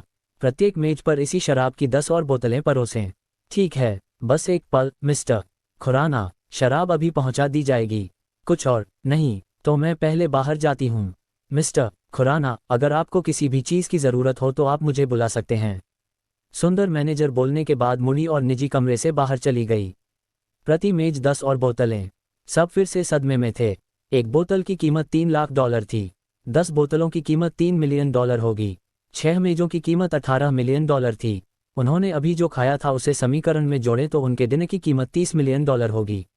यह बहुत ज़्यादा था। साहिल के पास कितना पैसा था? कोई भी अमीर वारिस इस तरह पैसे खर्च नहीं करेगा। लोग साहिल के बारे में भ्रमित होने लगे थे। साहिल, तुम्हें इतना ऑर्डर करने की ज़रूरत नहीं है। हम इसे बिल्कुल भी खत्म नहीं कर पाएंगे। क्या हम उनमें से कुछ वापस कर सकते हैं? पैट्रिक ने पूछा। भले ही वह जानता था कि साहिल के पास पैसा और संबंध हैं, लेकिन बाद वाला थोड़ा बहुत ज़्यादा कर रहा था। सहपाठियों के साथ डिनर के लिए $30 मिलियन। यहाँ तक कि सोमोलैंड का सबसे अमीर आदमी भी ऐसा नहीं करेगा। क्या वह करेगा? कोई बात नहीं, अगर तुम उन्हें खत्म नहीं कर सकते तो तुम उन्हें वापस ले जा सकते हो। मुझे पता है कि तुम्हें ये पसंद हैं। मैं तुम्हें 2 ऐसी बोतलें भेजूंगा जिनका उत्पादन बंद हो गया है, साहिल ने लापरवाही से कहा। उसे इसकी परवाह नहीं लग रही थी। जल्द ही शराब परोसी गई। मैनेजर ने जितनी जल्दी हो सके साहिल के निर्देशों का पालन किया। साहिल ने एक बोतल खोली और अपना गिलास भर लिया। सबने शराब डालनी शुरू की। अब सबके पास शराब का एक भरा हुआ गिलास था। साहिल ने अपना गिलास उठाया और कहा, सब लोग, हमारे लिए साथ आना आसान नहीं है। स्नातक होने तक हमारे पास अभी भी 1 वर्ष बचा है। मुझे आशा है कि आप विश्वविद्यालय में हमारे समय को याद रख सकते हैं, चाहे आप कहीं भी हों। ये हमारे जीवन पर एक अमिट छाप होगी। मुझे आशा है कि हम संपर्क में रह सकते हैं और दशकों बाद फिर से मिल सकते हैं। चीयर्स, चीयर्स, सब एक साथ चिल्लाए। शराब के 3 दौर के बाद साहिल ने मैनेजर से कहा कि वह उन्हें तुरंत गोल्डन लीफ होटल के मनोरंजन क्षेत्र में ले जाए ताकि वे साथ में गाना गा सकें और नाच सकें। गोल्डन लीफ होटल के विशाल निजी कमरे में 50 या 60 लोगों के बैठने के बाद भी खालीपन महसूस हो रहा था। हर कोई पहले से ही नशे में था और इसलिए अधिक रिलैक्स था। जल्द ही किसी ने निजी कमरे के बीच में नाचना शुरू कर दिया। इसके अलावा यह एक ऐसा डांस था जिसमें पुरुष और महिलाएं दोनों शामिल थे। बेशक सब चिल्लाए। साहिल चुपके से बाहर निकलना चाहता था, हालांकि पैट्रिक और बाकी लोगों ने उसे पकड़ लिया, इसलिए वह केवल उनके साथ निजी कमरे में बैठ सका। अध्याय 720। आज मेज़बान होने के नाते कई महिला सहपाठियों ने साहिल को अपने साथ शामिल होने के लिए आमंत्रित किया। हालांकि साहिल ने नशे में होने का नाटक करके मना कर दिया। इतनी सारी अद्भुत सुंदरियों के संपर्क में रहने के बाद, जो कम से कम 9 अंक की थीं, साहिल की पसंद अपग्रेड हो गई थी। उसे इन 7 या 8 अंक वाली लड़कियों में कोई दिलचस्पी नहीं थी। उसे कोई दिलचस्पी नहीं थी, लेकिन अन्य लोगों को थी। पैट्रिक जल्द ही प्रलोभन के आगे झुक गया और डांस में शामिल हो गया। क्लास में कई अच्छी दिखने वाली महिला सहपाठी थीं और पुरुषों ने सोचा कि हलचल के बीच उनका फायदा उठाना अच्छा रहेगा। हालांकि ये दुख की बात थी कि एसआरयू की सबसे लोकप्रिय लड़की एवा शामिल नहीं हुई। अन्यथा उन्हें बहुत अधिक मजा आता। वे ये भी देखना चाहते थे कि सबसे लोकप्रिय लड़की नाचते समय कैसी दिखती है। एवा हमेशा उनके लिए शांत और कोमल दिखती थी। पैट्रिक और बाकी लोगों के जाने के बाद साहिल ने निजी कमरे से बाहर निकलने का मौका लिया। उसने पैट्रिक को मैसेज किया, उसे बताया कि सबके खत्म करने के बाद वे चले जाएं और उसने बिल पहले ही भर दिया है। भले ही साहिल ने उसे मैसेज नहीं किया होता, पैट्रिक सबके खत्म करने के बाद ही सबके साथ जा सकता था। कोई भी बिल भरने के लिए नहीं लड़ता क्योंकि कोई भी इसे वहन नहीं कर सकता था। साहिल ने समय देखा, रात के 9 बज चुके थे। वह घर जाकर आराम करने के लिए तैयार होकर अकेले गोल्डन लीफ होटल से बाहर निकला। साहिल जाने ही वाला था कि एक आवाज ने उसे रोक दिया। साहिल ने पीछे मुड़कर देखा। जिस व्यक्ति ने उसे अभी बुलाया था वह एवा थी, जो क्लास और कैंपस की बेल थी। एवा जल्दी से साहिल के पास आए। एवा, तुमने उनके साथ मजा करना क्यों बंद कर दिया? साहिल ने पूछा। साहिल, तुम आज के मेज़बान हो, तुमने भी क्यों बंद कर दिया? एवा ने जवाब में पूछा। मैं थोड़ा थक गया हूँ, इसलिए मैं घर जाकर आराम करने जा रहा हूँ। लेकिन चिंता मत करो, मैंने बिल पहले ही भर दिया है और तुम सुबह तक जितना चाहो मज़ा कर सकती हो। आज तुम्हारी मेहमान नवाजी के लिए धन्यवाद। मैं भी थक गई हूँ। कृपया मुझे स्कूल वापस भेज दो, साहिल। ओह ज़रूर। साहिल अपनी बुगैटी वेरॉन की ओर चला गया, कार का दरवाज़ा खोला और कहा, कृपया। एवा दोनों बुगैटी वेरॉन में बैठ गए। कार एक गूंज के साथ गोल्डन लीफ होटल से निकल गई। गोल्डन लीफ होटल SRU से दूर नहीं था और वहां पैदल जाने में ज़्यादा समय नहीं लगता था। हालांकि साहिल अपनी कार लेने वापस नहीं आना चाहता था, इसलिए उसने सीधे वहीं से ड्राइव किया। साहिल अभी गोल्डन लीफ होटल की पार्किंग से बाहर निकला ही था कि एवा ने कहा, साहिल चलो कहीं चलकर बात करते हैं। अभी क्या बहुत देर नहीं हो गई है? साहिल ने उत्तर दिया। क्या बात है? मेरे जैसी लड़की तक नहीं डर रही है तो तुम्हारे जैसा आदमी किस बात से डर रहा है? ऐसा नहीं है कि मैं डर रहा हूँ, बात यह है कि लड़कों को बाहर खुद को सुरक्षित रखना पड़ता है, साहिल ने गंभीरता से कहा। पुफ, एवा अपनी हंसी नहीं रोक सकी। साहिल, तुम बहुत मजा किया हो, एवा ने हंसते हुए कहा। किसी और समय, आज थोड़ा देर हो गई है, स्कूल बंद हो जाएगा। क्या तुम नहीं चाहते कि स्कूल बंद हो जाए? इस तरह तुम्हारे पास बाहर कमरा बुक करने का बहाना होगा। तुम होटल के कर्मचारियों को संकेत दोगे, उनसे ये झूठ बोलने के लिए कहोगे कि केवल एक ही कमरा बचा है। फिर दोनों को एक कमरा साझा करना होगा। लड़की बिस्तर के बीच में एक रेखा खींचेगी और कहेगी कि उन्हें रेखा पार करने की अनुमति नहीं है, वरना तुम एक कमीने होगे। अंत में लड़का रेखा पार कर लेता है और लाइट बंद होने के बाद लड़की के साथ अपनी मनमर्जी करता है। साहिल ने ब्रेक पर पैर रखा। सड़क के किनारे कार रोकते हुए वह मुड़ा और एवा को फटी आंखों से देखने लगा। एवा, क्या तुम बहुत ज्यादा सोप ड्रामा देख रही हो? सच में, टीवी पर तो ऐसा ही कहते हैं, लेकिन क्या तुमने कभी इस तरह से सोचा है? कभी नहीं। क्या तुम्हें यकीन है? एवा भी साहिल की ओर देखने के लिए मुड़ी। हाँ, साहिल ने आत्मविश्वास से उत्तर दिया। ठीक है, तुम जीत गए, मुझे वापस स्कूल भेज दो, एवा ने आगे देखते हुए कहा। ओह ठीक है। साहिल ने एवा को वापस स्कूल भेज दिया और वे पूरी यात्रा के दौरान चुप रहे। एवा कार से उतरी और साहिल को अलविदा कहे बिना चली गई। साहिल अपने चेहरे पर भ्रमित भाव के साथ वहां से चला गया। वह समझ नहीं पा रहा था कि उसने एवा के साथ क्या किया था। उसने कभी उस तरह से नहीं सोचा था। कितना अजीब है। साहिल साउथ रिवर इंटरनेशनल रेजिडेंस लौटा, अपनी कार पार्क की और ऊपर चला गया। उसने टॉप फ्लोर के लिए लिफ्ट ली। लिफ्ट का दरवाजा खुला और साहिल बाहर निकला। जैसे ही साहिल लिफ्ट से बाहर निकला, उसने एक परिचित और कोमल चेहरा देखा। अमीलिया, वह यहाँ क्या कर रही है? अमीलिया साहिल से मिलने आई थी। उसने लंबे समय तक विचार किया था और साहिल के सामने अपनी भावनाओं को स्वीकार करने का फैसला किया था। वह साहिल को बताना चाहती थी कि वह अभी भी एक वजन है। उसका पहला किस भी अभी तक बचा हुआ है। यदि साहिल को उस पर विश्वास नहीं है तो वह कोशिश कर सकता है। वह वापस नहीं लड़ेगी। उसे डर था कि अगर उसने साहिल को खो दिया तो वह फिर कभी इतने अच्छे आदमी से नहीं मिलेगी। ये केवल इसलिए नहीं था क्योंकि साहिल अमीर था, बल्कि इसलिए भी क्योंकि साहिल अपनी पूर्व प्रेमिका सारा के लिए बहुत कुछ करने में सक्षम था। वह एक सुपर रिच वारिस था जिसने एक गरीब आदमी होने का नाटक किया और सारा के लिए सब कुछ किया। उसने ये 3 साल तक किया। कितने सुपर रिच वारिस ऐसा कर सकते थे? इसका मतलब था कि वह सारा से प्यार करता था। ये दुख की बात थी कि सारा ने इसकी कद्र नहीं की। अगर वह सारा होती तो वह कभी भी साहिल जैसे आदमी को पैसे के लिए नहीं छोड़ती। आजकल पैसा महत्वपूर्ण था, हालांकि वह इसके लिए कभी अपने शरीर का सौदा नहीं करती। इसके अलावा पैसे से भी ज़्यादा महत्वपूर्ण चीज़ें थीं। उसके आसपास के अमीर वारिस सेक्स के लिए उसके पीछे पड़े थे। एक बार जब वे उससे ऊब जाते तो उसे छोड़ दिया जाता। केवल साहिल वैसा नहीं था। उसने केवल सारा के लिए ही ऐसा नहीं किया था। पिछली बार जब वह यहाँ थी तब भी ऐसा ही हुआ था। इसके अलावा जब से साहिल ने उसे लियो और जेकब से बचाया था, तब से साहिल की आकृति उसके दिल में बस गई थी। इसलिए उसने जितनी जल्दी हो सके साहिल को ये बताने का फैसला किया कि वह कैसा महसूस करती है। साहिल का ध्यान अभी अपनी पढ़ाई पर नहीं था। वह कभी भी छुट्टी मांग सकता था और स्कूल आना बंद कर सकता था। पिछले सेमेस्टर में भी ऐसा ही हुआ था। उसे डर था कि उसे शायद कभी अपनी भावनाओं को स्वीकार करने का मौका न मिले। हालांकि उसे इस बात का कोई अंदाजा नहीं था कि साहिल आज पूरी क्लास को डिनर करा रहा था। जब वह पहुंची तो उसने घंटी बजाई, लेकिन किसी ने जवाब नहीं दिया। उसने वहां इंतजार किया। उसने सोचा कि साहिल रात में वापस आएगा। वह अब 1 घंटे से अधिक समय से इंतजार कर रही थी। यदि साहिल अभी भी वापस नहीं आया तो वह जाने वाली थी। वरिष्ठ था, वरना स्कूल बंद होने पर उसे किसी होटल में रुकना पड़ता। जैसे ही वह कुछ और इंतजार करने के बाद जाने ही वाली थी, लिफ्ट के दरवाजे खुले। वह जानती थी कि यह साहिल ही होगा। साहिल टॉप फ्लोर पर रहने वाला इकलौता व्यक्ति था। यहाँ कोई और नहीं आता। वरिष्ठ था, वरना उसे इतने लंबे समय तक यहाँ इंतजार करने में शर्मिंदगी होती। दोस्तों, अगर आपको यह वीडियो पसंद आई है तो वीडियो को लाइक करें और नेक्स्ट पार्ट के लिए कमेंट कर देना और नोवेल एडिट चैनल को सब्सक्राइब कर लेना। Thank you.